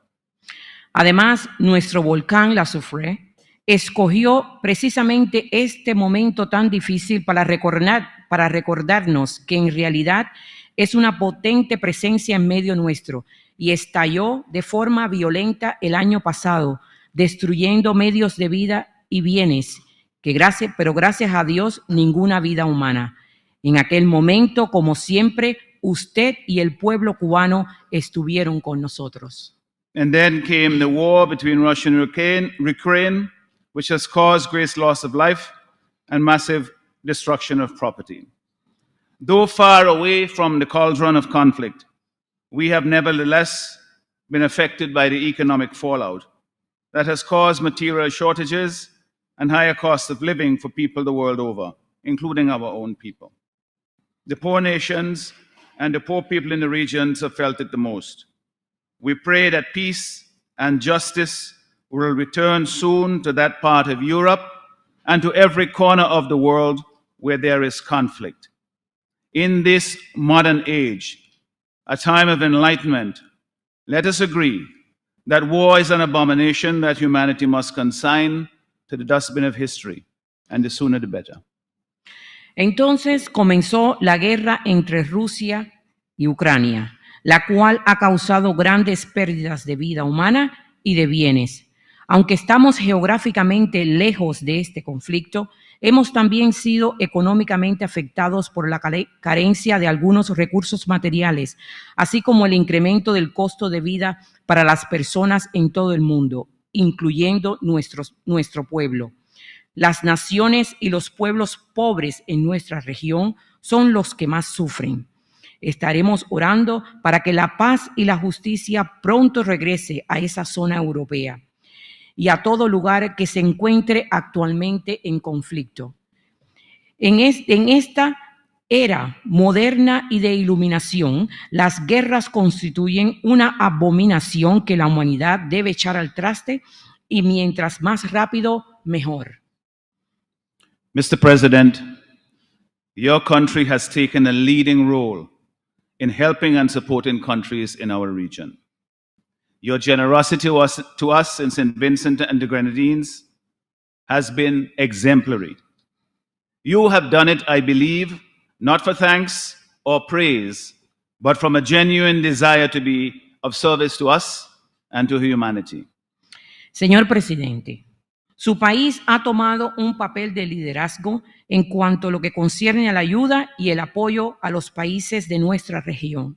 Su generosidad con el pueblo de San Vicente y las Grenadinas es un ejemplo sin igual. Creo totalmente en que lo ha hecho no buscando elogios y agradecimientos, sino por un genuino deseo de servirnos a nosotros y a toda la humanidad. When I reflect on our relationship as people together finding our way in the world, I am satisfied that there is much for which we can be proud. Over the years, our ties have expanded from the tentative and polite confines of diplomatic relations to genuine friendship and kinship. As noted, our peoples are connected and our lives are intertwined more than ever before. Long may we continue to work together for our mutual prosperity and progress. Cuando reflexiono sobre las relaciones entre nuestros dos países, marchando unidos, estoy satisfecho y convencido de que hay mucho de lo que nos podemos sentir orgullosos. A través de los años, nuestra amistad se ha expandido más allá de los confines diplomáticos, hasta llegar a una genuina relación de amistad y hermandad. Como ya he dicho, nuestros países están unidos y nuestras vidas están entrelazadas más que nunca. Que así continuemos trabajando juntos por la prosperidad y el progreso mutuo. We have learned from our experience and the experience of others that history is not on autopilot and destiny is not gifted to us. We must shape the future ourselves. We can do this much more effectively when we have a common understanding of our challenges and opportunities and work together to make the best of them. Hemos aprendido, gracias a nuestras propias experiencias y a las experiencias de otros, que la historia no se lleva a cabo por sí misma y el destino no es un regalo que se nos otorga. Estamos llamados a forjar nuestro propio futuro y esto lo podemos lograr más efectivamente cuando comprendemos nuestros retos, nuestras oportunidades y juntos cooperamos para lograr lo mejor. As Caribbean people, we share more than just the seas around us. We share dreams of a prosperous future in a just and peaceful world. And accordingly, we must look out for one another. Como caribeños, compartimos las aguas del mar Caribe que nos rodea. También compartimos sueños de un futuro próspero en un mundo justo y de paz. Por lo tanto, debemos apoyarnos unos a los otros. Mr. President, when you return home, please convey our love and friendship to your people. I wish you a safe and fruitful journey wherever you go. And may God bless us all. Señor presidente, al regresar a su país, transmítale al pueblo de Cuba nuestro amor y nuestra amistad. Le deseo un buen y fructífero viaje a donde quiera que vaya después de San Vicente. Que Dios nos bendiga a todos.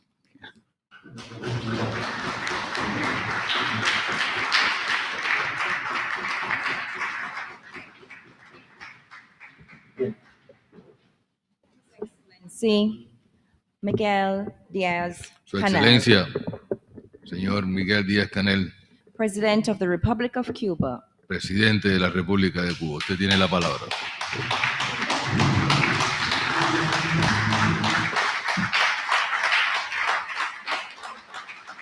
Thank you very much.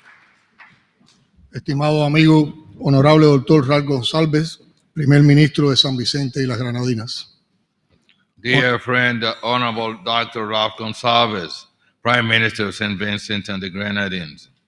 Honorable Rochelle Ford, presidenta del Parlamento de San Vicente y las Grenadinas. Honorable Rochelle Ford, Speaker of Parliament of St. Vincent and the Grenadines. Honorable doctor Godwin Friday, líder de la oposición. Honorable Dr. Godwin Friday, Leader of the Opposition. Honorables miembros del Parlamento. Honorable Members of Parliament. Distinguidos invitados. Distinguished guests. Decía a mi llegada al aeropuerto que sentía que venía a una visita de familia. I was saying on my arrival at the airport, I felt I was coming to visit family. Pero esto no resta un ápice de trascendencia política al hecho. Es un gran honor para mí y la delegación que me acompaña realizar esta primera visita oficial a la hermana nación de San Vicente y las Grenadinas. Gracias por recibirnos. But this does not diminish at all the political significance of this event. It is a great honor for me and my delegation to pay this first official state visit by a Cuban president to the sister nation of St. Vincent and the Grenadines. Thank you for having us. Agradecemos a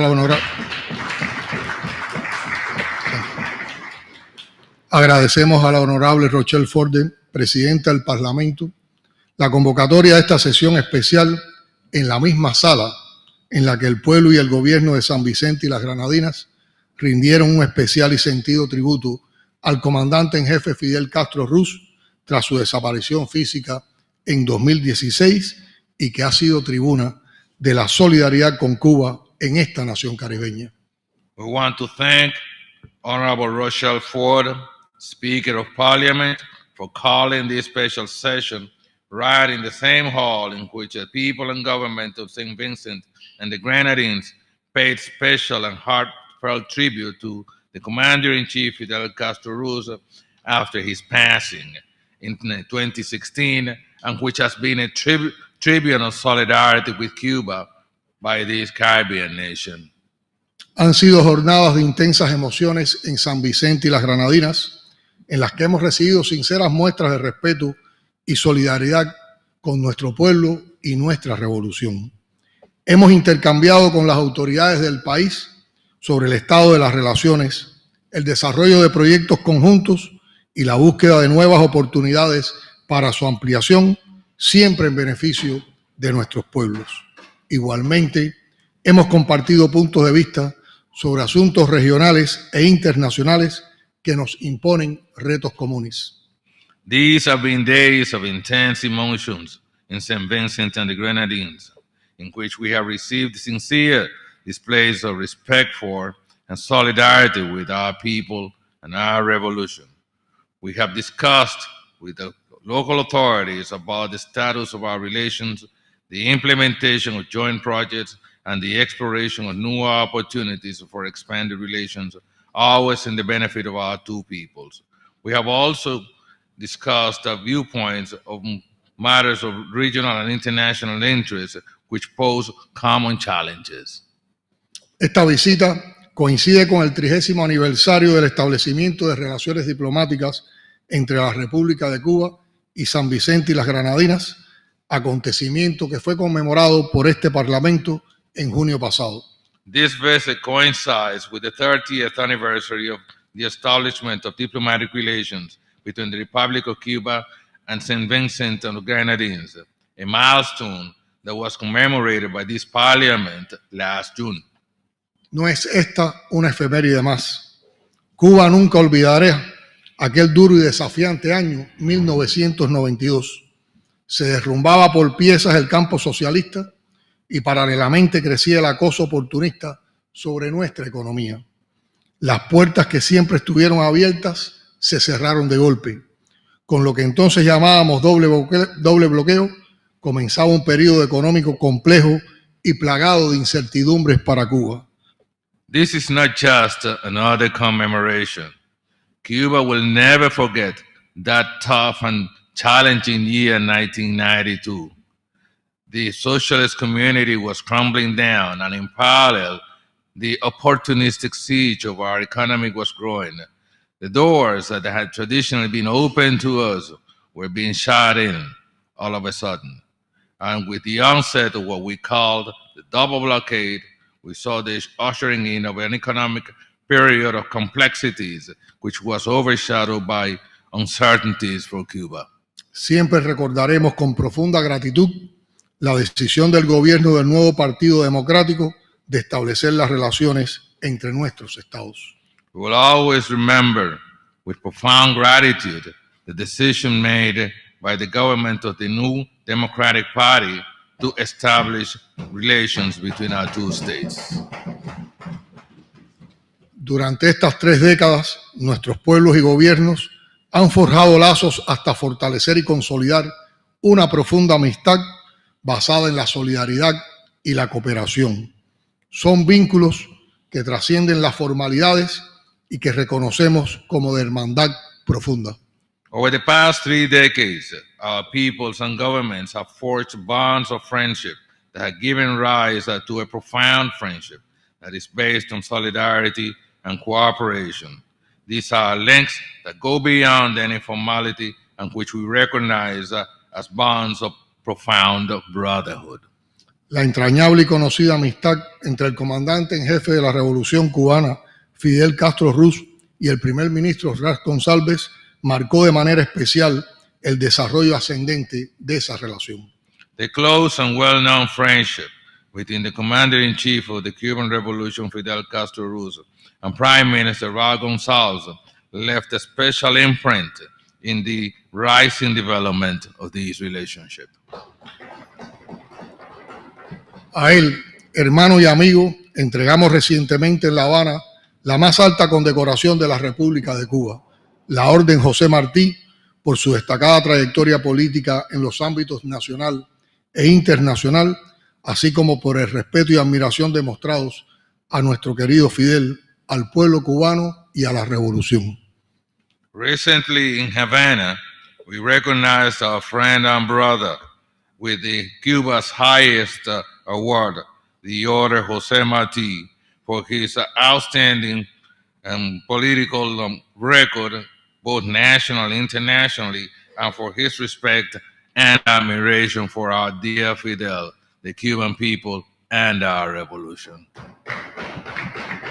Hermanos cervantinos, sanvicentinos, en esta entrañable isla caribeña, hoy laboran 77 cooperantes cubanos de la salud y se preparan casi una decena adicional para incorporarse próximamente de manera adicional.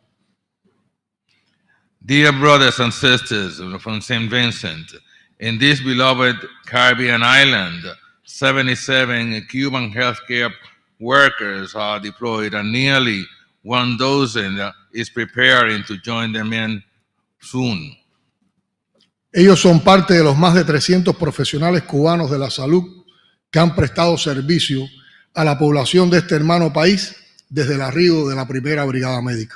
They are all part of the more than 300 Cuban healthcare professionals that have rendered services to the population in this country since the arrival here of our first medical brigade. Nos enorgullece saber que todos ellos han tenido una participación activa en el enfrentamiento a la COVID-19 y en la atención a los afectados por la erupción del volcán La Soufrière en abril del pasado año. We are proud to hear that all of them have had an active participation in the fight against COVID-19 and in the treatment of the victims from the eruption of volcano La Soufrière last April.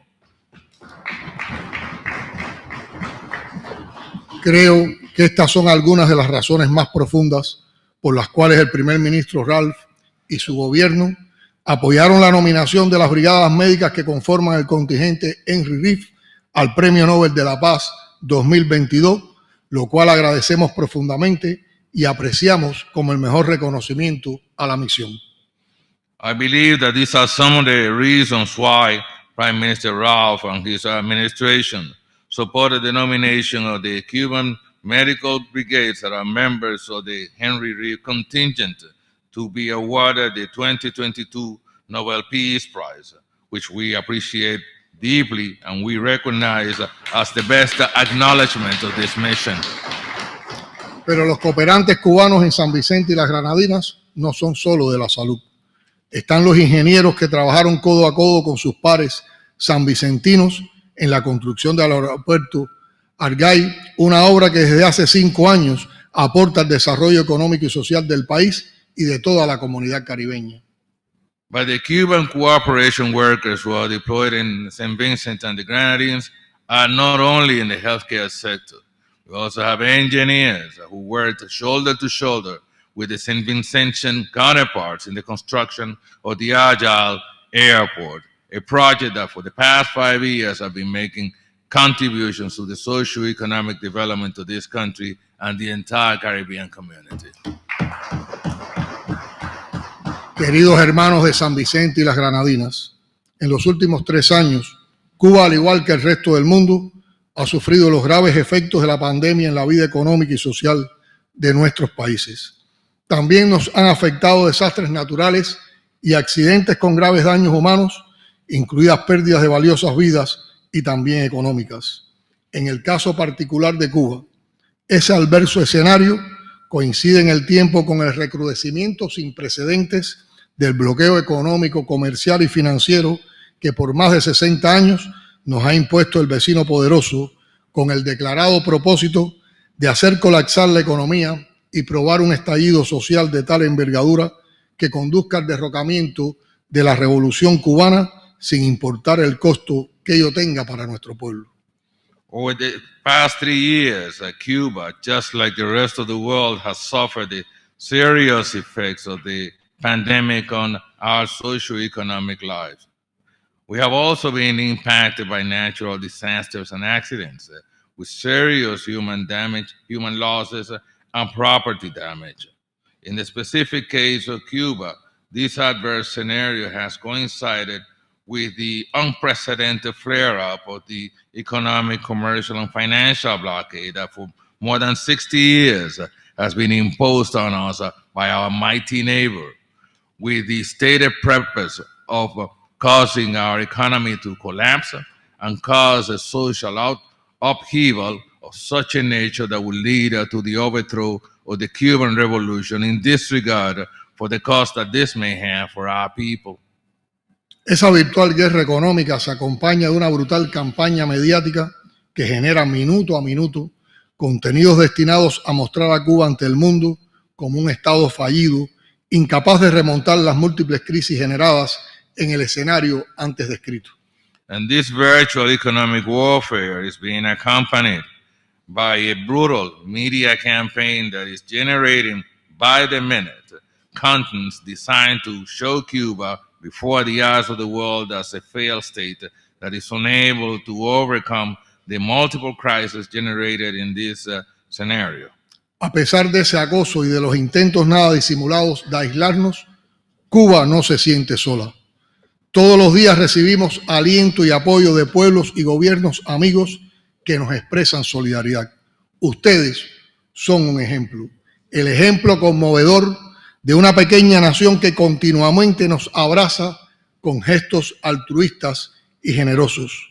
Es por ello que hoy ante esta respetable asamblea quiero agradecer profundamente al pueblo y al gobierno de San Vicente y las Granadinas sus manifestaciones de solidaridad y los recursos compartidos con Cuba en momentos críticos para mi país. In spite of this siege and the attempts that are not concealed at all to isolate us, Cuba does not feel alone.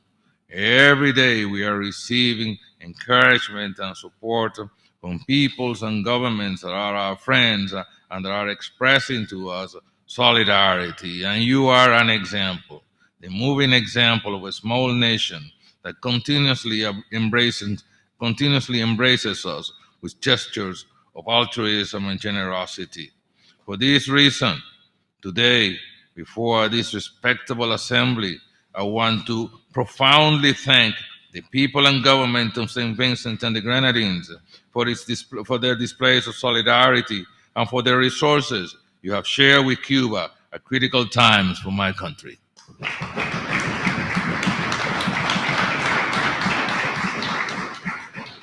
Nuestra gratitud eterna al pueblo y gobierno de San Vicente y las Granadinas y en particular al primer ministro Ras González por su apoyo firme y activo al reclamo cubano para que se ponga fin al bloqueo contra nuestro país, que año tras año se manifiesta en el respaldo invariable en las Naciones Unidas a la resolución de condena a esta cruel política. Our eternal gratitude goes to the people and government of St. Vincent and the Grenadines, and in particular to Prime Minister Ras González for your firm and active support for Cuba's claim to see an end to the U.S. blockade on our country, something that is manifested every year at the United Nations with the unwavering support for a resolution that condemns that cruel policy against us. Hermanos caribeños, el 8 de diciembre de 1972 celebraremos el 50 aniversario del establecimiento de relaciones diplomáticas con Jamaica, Guyana, Barbados y Trinidad y Tobago. Dear brothers and sisters from the Caribbean, next December 8, 2022, we will mark 50 years of diplomatic relations between Cuba and Jamaica, Guyana, Barbados, and Trinidad and Tobago. Ese es un acontecimiento de extraordinario valor y trascendencia histórica para nuestro país y para la subregión que compartimos. This event has an extraordinary value and represents a great historic significance for our country and the sub-region we share. Fue un acto soberano y valiente de los nacientes estados caribeños que marcó el principio del fin de la política de aislamiento que trataban de imponer a Cuba en el hemisferio. Así se abrió el camino a la recomposición de las relaciones de nuestro país con sus vecinos más cercanos, con su familia caribeña, pequeña en dimensiones, pero enorme en dignidad. That was an act of sovereignty and bravery by the nascent Caribbean nations, and that act also marked the beginning of the end of a policy of isolation that some were trying to impose against Cuba in this hemisphere. And that also opened up paved the way for the rearrangement of relations by our country with its near and close-by neighbors, with its Caribbean family that is small in dimensions, but is huge in dignity.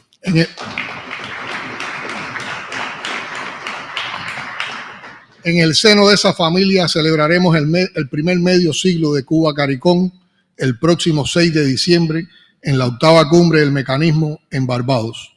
Allí, además de celebrar 50 años de hermandad, trabajaremos juntos en la identificación de nuevos proyectos en beneficio de nuestros pueblos y de la región. Within the framework of this family, we will celebrate a half a century of Cuba CARICOM next December 6th at the 8th summit meeting of this mechanism in Barbados. There, in addition to celebrating 50 years of brotherhood, we shall be working together in identifying new projects in the benefit of our peoples and the region. Fidel trazó y siempre nos guió en el camino de la solidaridad con las hermanas naciones del Caribe, a las que acompañamos en sus justos reclamos de reparaciones históricas por los daños del colonialismo y la esclavitud. Cuba convoca al trato justo, especial y diferenciado hacia los pequeños estados insulares y denuncia los graves efectos del cambio climático que hoy afectan el desarrollo y bienestar de nuestros pueblos.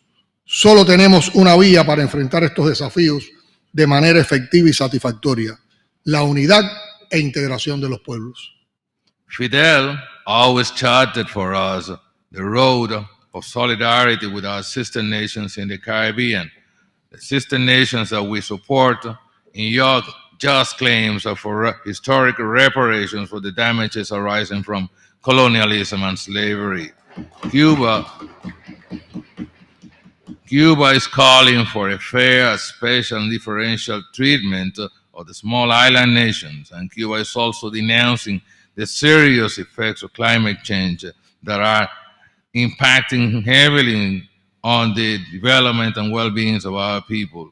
We have only one option in order to address effectively and successfully the challenges in front of us, and that option is unity and integration amongst our peoples. Estimado pueblo de San Vicente y las Granadinas, hermanos, partiremos en unas horas de esta hermosa isla, agradecido por las innumerables muestras de solidaridad y respeto que aquí encontramos hacia Fidel, Raúl, el pueblo de Cuba y su revolución. Dear people of St. Vincent and the Grenadines, and our brothers and sisters, within the next few hours, we will be departing from this beautiful island, and we shall do so grateful for the large number of displays of solidarity with and respect for Fidel, Raúl, the people of Cuba, and our revolution. Saint Vincent and the Grenadines will always be able to count on Cuba with the solidarity and affection of the Cuban people. As José Marti said, love can only be repaid with love. Thank you very much.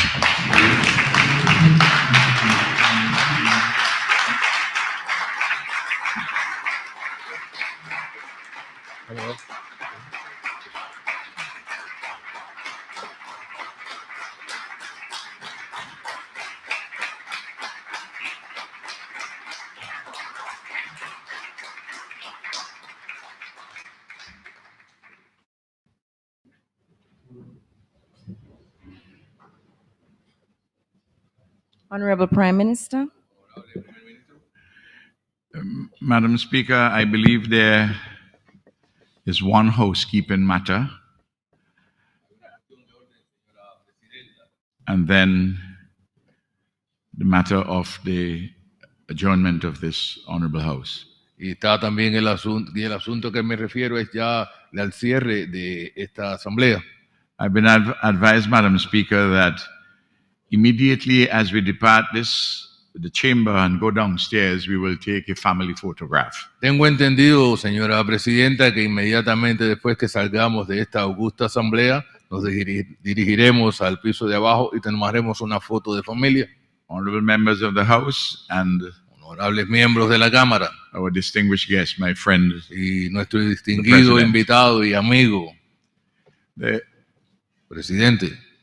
The other matter, Madam Speaker, is that, as has been published already, there's a proclamation issued by Her Excellency the Governor General that as of tomorrow, the House will stand prorogued until its summoning again next week, Tuesday morning, the 6th at 9 a.m.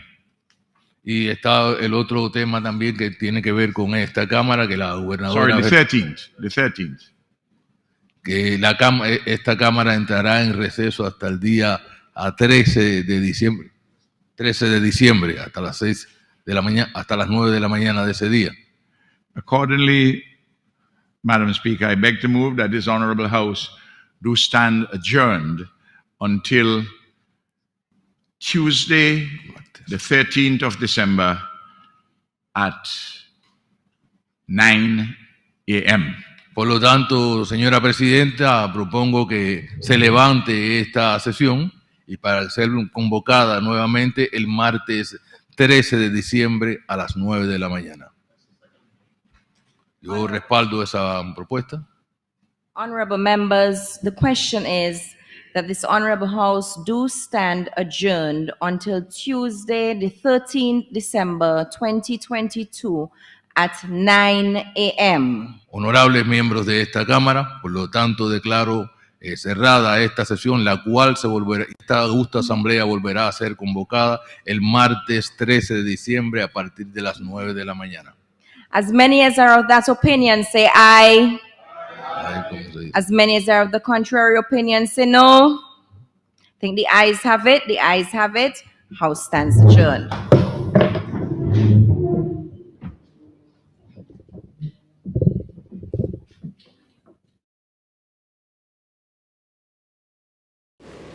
And so, welcome back here to coverage of the third and final day of the official visit of the President of the Republic of Cuba, President Diaz-Canel.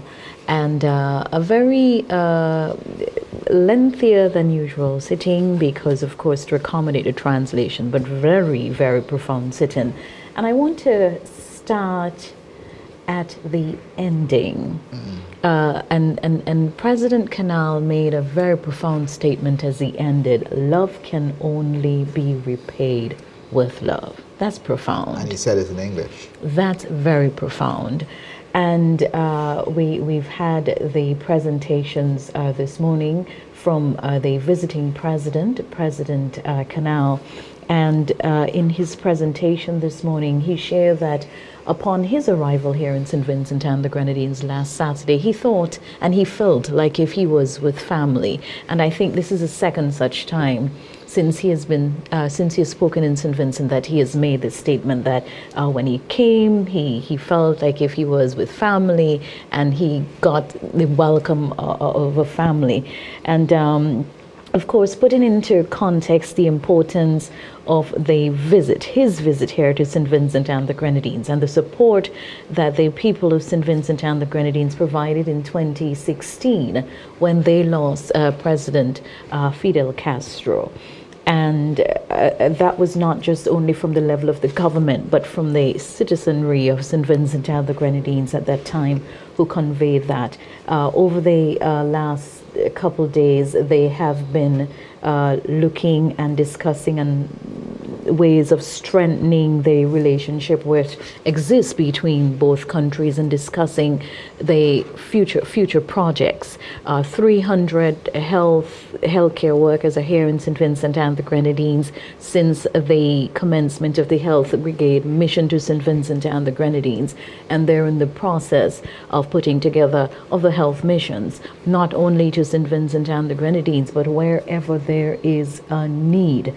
And of course, Prime Minister Dr. the Honorable Ralph Gonsalves in Havana just several weeks ago received the highest award, I think is the Jose Marti Award then, and bringing that into the fore and to state that that is only accorded to PM Gonsalves because he's well loved in Cuba and for his support and his solidarity and standing with the government and people of Cuba over the years. On the side of your screen, you will notice that they're just putting things in place for the photographs. Family photo? Yes, I think photo. that family photo, I think, referred to it as. aptly There were some described. smiles when he said it. Yes. Because we knew what that meant. Official photographs, but we're welcoming President Diaz-Canel as family, and he felt like family, visiting family, as he said at the beginning of his presentation. And what they'll be taking is that family photo to, formalize that bond between St. Vincent and the Grenadines and Cuba, just on the outside of Parliament in Kingstown. That's the visual you're seeing at the moment. And preparations being made with some lovely palms, by the way, to flank on either side of the photo. And this should make for a lovely framed photo at the end of it, I assume, based on the setup. And some directives being given to the family. Yes. For the photo at this point in time. Yes, you know that is, and I'm so happy to see in the photos this morning Senator the Honorable Julian Francis. So happy to see him in the House of Parliament this morning. And if you just get an opportunity and you're looking, for those who are viewing, he's at the back, one of the taller persons in Parliament. Yes. And he was in the House this morning, and he's in this photo. On Saturday, as you alluded, that I did say we were looking forward to having Senator Francis back. And today's Monday, yes, having said that on Saturday, and here he is for this special sitting. I thought there was an excellent representation of both sides of the House this morning. Yes. in Parliament, from both government and opposition. And truth be told, the opposition in 1992, under the then leadership of Sir James Fitzallen Mitchell, deceased, he of course put into being the formal elements. Is it elements or the documents? Instruments. Oh, that's the word I'm looking for. Instruments for the establishment of diplomatic relations between St. Vincent and the Grenadines and the Republic of Cuba. Yes. And President Diaz-Canel in his presentation said he thanked the then Prime Minister and the NDP administration back in 1992 for seeing the importance of creating such, because at the time when the Soviet Union had fallen, people were moving away from Cuba, and then there was all of this. Cuba needed some form of support, and it was good. Yes, needed a friend, and it's good to see a small, as in local parlance, a small little island like St. Vincent and the Grenadines to make that bold step to do that. So what's happening here now is President Diaz-Canel is meeting with the students, the pupils. These are the younger ones who are gathered on the grounds of the courthouse, the House of Parliament here in St. Vincent and the Grenadines, the courthouse yard, waving flags of St. Vincent and the Grenadines and the Republic of Cuba. The same holds true just outside the House of Parliament, where there is a tent, and I believe Vincentians are gathered there as well, and some more students. And this is a historic day for them, it is. You know. You're meeting a president of a friend of St. Vincent and the Grenadines, and a friend and family. It is a very mutual feeling here this morning, and as expressed by those, we saw the welcome, we saw the hospitality from the images and the videos over the last 2 days, and it was expressed at the level of the president this morning during his presentation, and echoed by both sides of the House this morning as well. So we know that it has been quite an interesting experience for His Excellency, and the culmination of that visit. Not too long from now, he'll be making his way to the Argyle International Airport and leaving our shores, as he said in the course of his presentation earlier on. And this would be very timely for the pupils, because you know that Spanish has been introduced into the curriculum at the primary school level, and I'm sure you go back to the classroom. The teacher has to make some form of connection in saying, we are going to the courthouse this morning to meet the Cuban president. What is the language that is spoken in Cuba? Spanish. And when you go back, you would ask, did you pick up any words? What did you say to the president if you got close enough to the president? Do you say buenos dias, hola? What do you say? ¿Qué tal? What are some of the things do you say to the president at this particular time? So there has to be some context, and I'm sure that would be established once they return to the classrooms after this visit. We see members of the local media trying to use the opportunity. I believe this is probably the first since the visiting delegation has been here, that they may have gotten so close to the president and getting their first opportunity to take these shots, as we see some aerial shots coming into focus here at this time. Going back to the comments, to the welcome which was done by the Speaker of the House of Assembly, Senator the Honorable Rochelle Ford, highlighting the years of St. Vincent and the Grenadines, collaboration between and cooperation between St. Vincent and the Grenadines and the Republic of Cuba. And yet, as a small country, we continue to provide that unwavering support and commitment. And that is testament due to the years of solidarity and the friendship which we have enjoyed over the years. And there's every indication that this is expected to continue for years to come.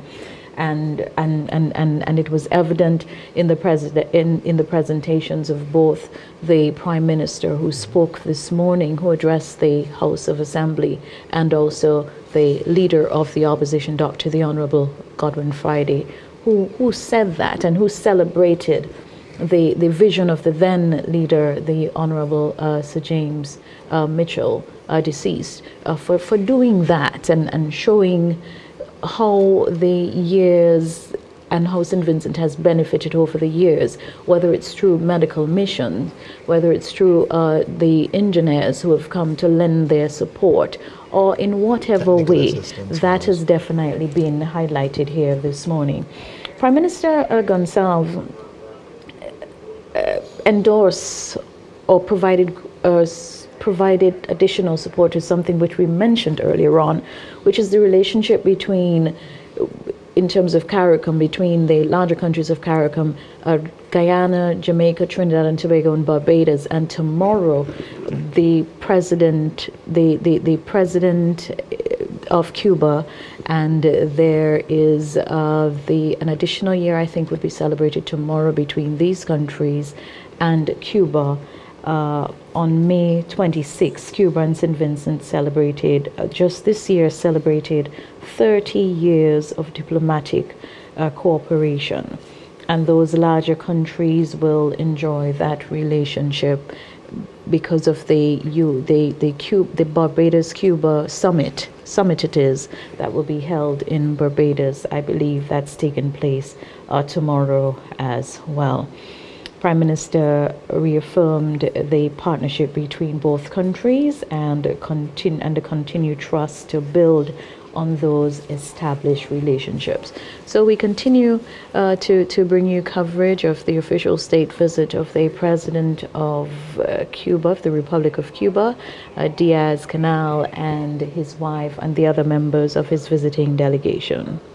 Yes, and we just noted there that we now will be from here on following with the aerial shot of the movement as we get ready to say so long to a friend as they get ready to leave us, of course. This morning we are bringing to you live coverage of this event, the visit, today being day number 3, the concluding day of this official visit by His Excellency Miguel Diaz-Canel, the President of the Republic of Cuba. And a few minutes ago we saw the greetings being exchanged between the President, his wife, and of course the students who were gathered to say hello, or whichever, if they choose to speak to him in Spanish, as you mentioned earlier. But moments from now we will see that group of vehicles move away, which I think we're seeing right now, away from the Parliament building in Kingstown and moving towards the next stop.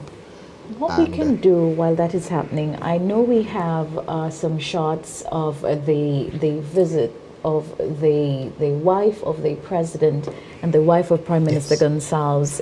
They visited the curator's house where there was an exhibition. And we probably, while we have the shots as they travel out of Kingstown, we can probably have some shots of those, because we didn't get a lot of coverage of that. So while we have the opportunity, if we can get some of those shots as well on screen, so we can be able to share that with you. This is a meeting which was held on, okay, so here it is. shots of that. Local painter Calvert Jones was commissioned to do 3 paintings, which were presented yesterday at a luncheon, a special luncheon at the Beachcombers Hotel. Yes. One was done of Shea, right. Another of Raul Castro, former president, and there was a landscape portrait, right, also that was presented to the wife of His Excellency. So 3 individual paintings presented by Calvert Jones, and in this shot, which was taken earlier on, just about an hour or so ago, at the curator's house, part of the tour of the gardens, and this was facilitated by the wife of the Prime Minister, and I see in this shot the concept, I believe, being explained by the artist himself. And that's the yellow poetry just outside the St. George's Cathedral in Kingstown. And just behind him, I think that's a portrait shot of the explosive eruptions which we had in 2021, which was captured on canvas by Calvert Jones as well. And more scenes from the curator's house, which was captured earlier on. Simultaneously, while Parliament was ongoing, these events were unfolding at the gardens to incorporate the showcase of various artistic pieces, and this was one of a few that were on display for that particular occasion. And the explanations also being given for the pieces as they go piece by piece. There's a translator there, if you realize, that's doing a bit of the exchanges between the artist and the wife of His Excellency the President. Okay, so while that happens, let's just keep tabs on the convoy and where it's positioned as it heads out of capital Kingstown. Remember, this visit at the curator's house took place alongside the meeting of the House of Assembly. So this is no longer in progress. We're just showing you some photos and some videos of what happened earlier on. I believe they're now at, is that Sion Hill? Sion Hill, Richmond Hill Gardens, or is that? Yes, that looks to be Sion Hill intersection on the top there. They quickly moving along, and in the distance you can see the old airstrip of the Annisvale E.T. Joshua Airport, now the Joshua Center, the Annisvale playing field in the distance, Young Island in the distance as well, and one of the stops made by the President, LaView, also in the distance there on the hill. And I believe that's around the Casson Hill area that the convoy is traveling now. And they may just disappear out of view shortly as they make their way to their next stop and get ready for departure later today. Yeah, so I believe from every indication that we've had in terms of the speeches from the House of Parliament this morning, that the visit could be deemed a success, and we will definitely hear more about that as questions are being asked of our leaders, our Prime Minister, who I'm sure will make a comment or two about that as we go through. Arrival at the 3-day visit here to St. Vincent the Grenadines arrived on Saturday morning just after 11, and it's just after 11 on Monday, on the 5th of December. So we've had 3 days of back-to-back visit and meetings, intense meetings, many of which were behind doors, and we will hear we hope to hear what are some of the outcomes of the various meetings which were held. What haven't we showed you? So we've got some little videos and snippets of what happened, and we're just going to ask our production team to bring those up as we just show some of the videos, some of the happenings, some light moments. President Canal singing One Tanamera, and so just stay tuned. We'll show you those moments, and after which, once all of these are shared with you, we will then use the opportunity to wrap up our broadcast. Yes, and live shot now over the capital city, Kingstown, as we get ready to close off our broadcast here at VC3 Television, the studios of VC3 Television. Another look at the shot. Beautiful morning, almost afternoon, approaching midday here in St. Vincent and the Grenadines. And you can see in the distance the modern port in development. Yes. We highlight that particular project in the distance there on our screens, and we're looking towards Fort Charlotte and those areas in the distance, and quite a view. Thanks very much to our on-location pilot for facilitating these lovely views this morning. Yeah, so it would take some time for us to show you those shots because our pilot is otherwise engaged, and he's also the person behind the other shots that we're looking for as well. So to basically just probably recap and share some of the things which happened this morning. Prime Minister Gonsalves addressing the House of Parliament. The House of Parliament also being addressed by the Honourable Godwin Friday, Leader of the Opposition, and of course their guest of honour, the President of the Republic of Cuba, President Miguel Diaz-Canel, and three solid and thorough, well thought out presentations symbolizing the relationship, the 30-year relationship enjoyed between St. Vincent and the Grenadines and the Republic of Cuba.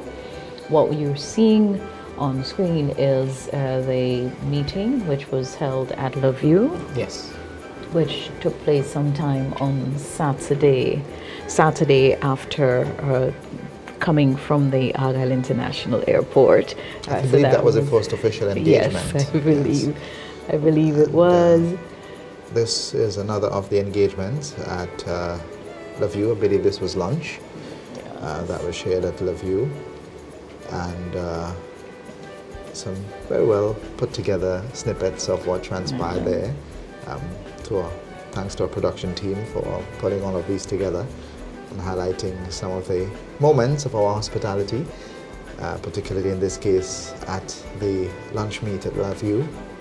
And La View in itself is one of the newly established hotels here in St. Vincent and the Grenadines. Many persons, especially because of COVID, haven't yet had an opportunity to get to St. Vincent to probably sample the ambience. A very wonderful ambience awaits you at the La View Hotel and Restaurant, and this is now day 2. Yesterday at Beachcombers. A much lighter moment. Let's take the audio because there's a bit of singing here. So let's get the audio, guys.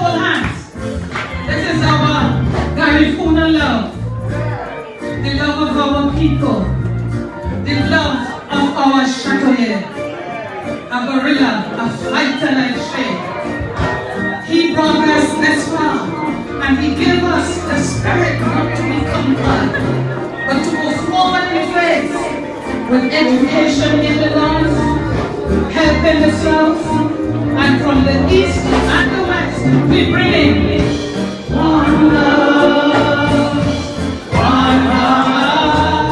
Let's get together, feel alright. Excellency, my dear friend Miguel, distinguished President of the Republic of Cuba, and his lovely wife.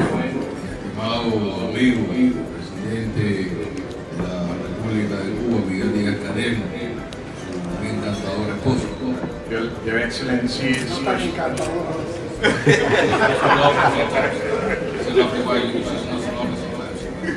I shall be your defense lawyer, you will love you all the time.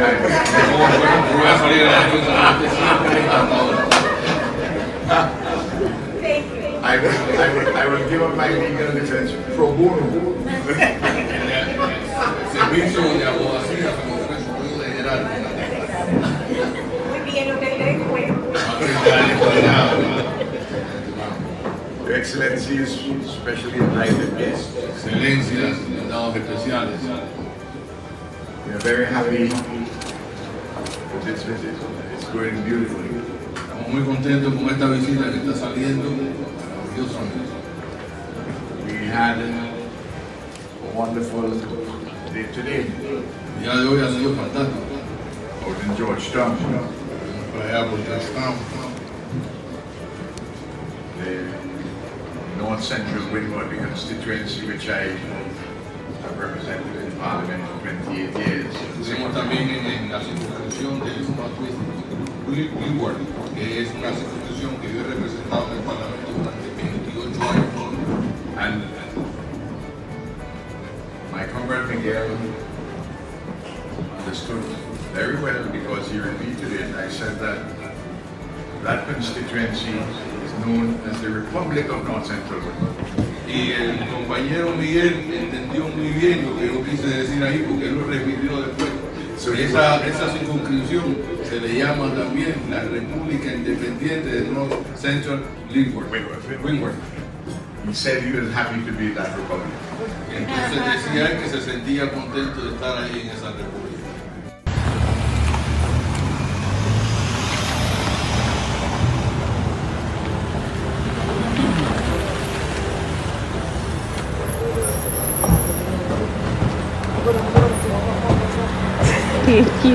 You were seeing just a short while ago the arrival of President Canel to the official residence of the Prime Minister of St. Vincent and the Grenadines, Dr. the Honorable Ralph Gonsalves. He arrived yesterday morning for a breakfast meeting, and after which they actually traveled out to Connery and to the Modern Medical. But we've showed you scenes of those already. So we just wanted to share some of the lighter moments and some of the lighter interaction, because all work and no play. Yes. You must have some fun in and the you heard midst of the it. president singing too, just in case you were wondering who that was. That was the president singing along there at a very lighter moment of Vincentian hospitality. Well, basically, what's left for us to do is to formally wrap up our broadcast for today, and basically what happened over the last 3 days from the start of the official visit by the President of Cuba, President Miguel Diaz-Canel, and his wife and the other members of his delegation. And even though on screen we were able to capture 3 days of what happened over a 3-day period, you would appreciate that there was a lot of groundwork prior to this official visit.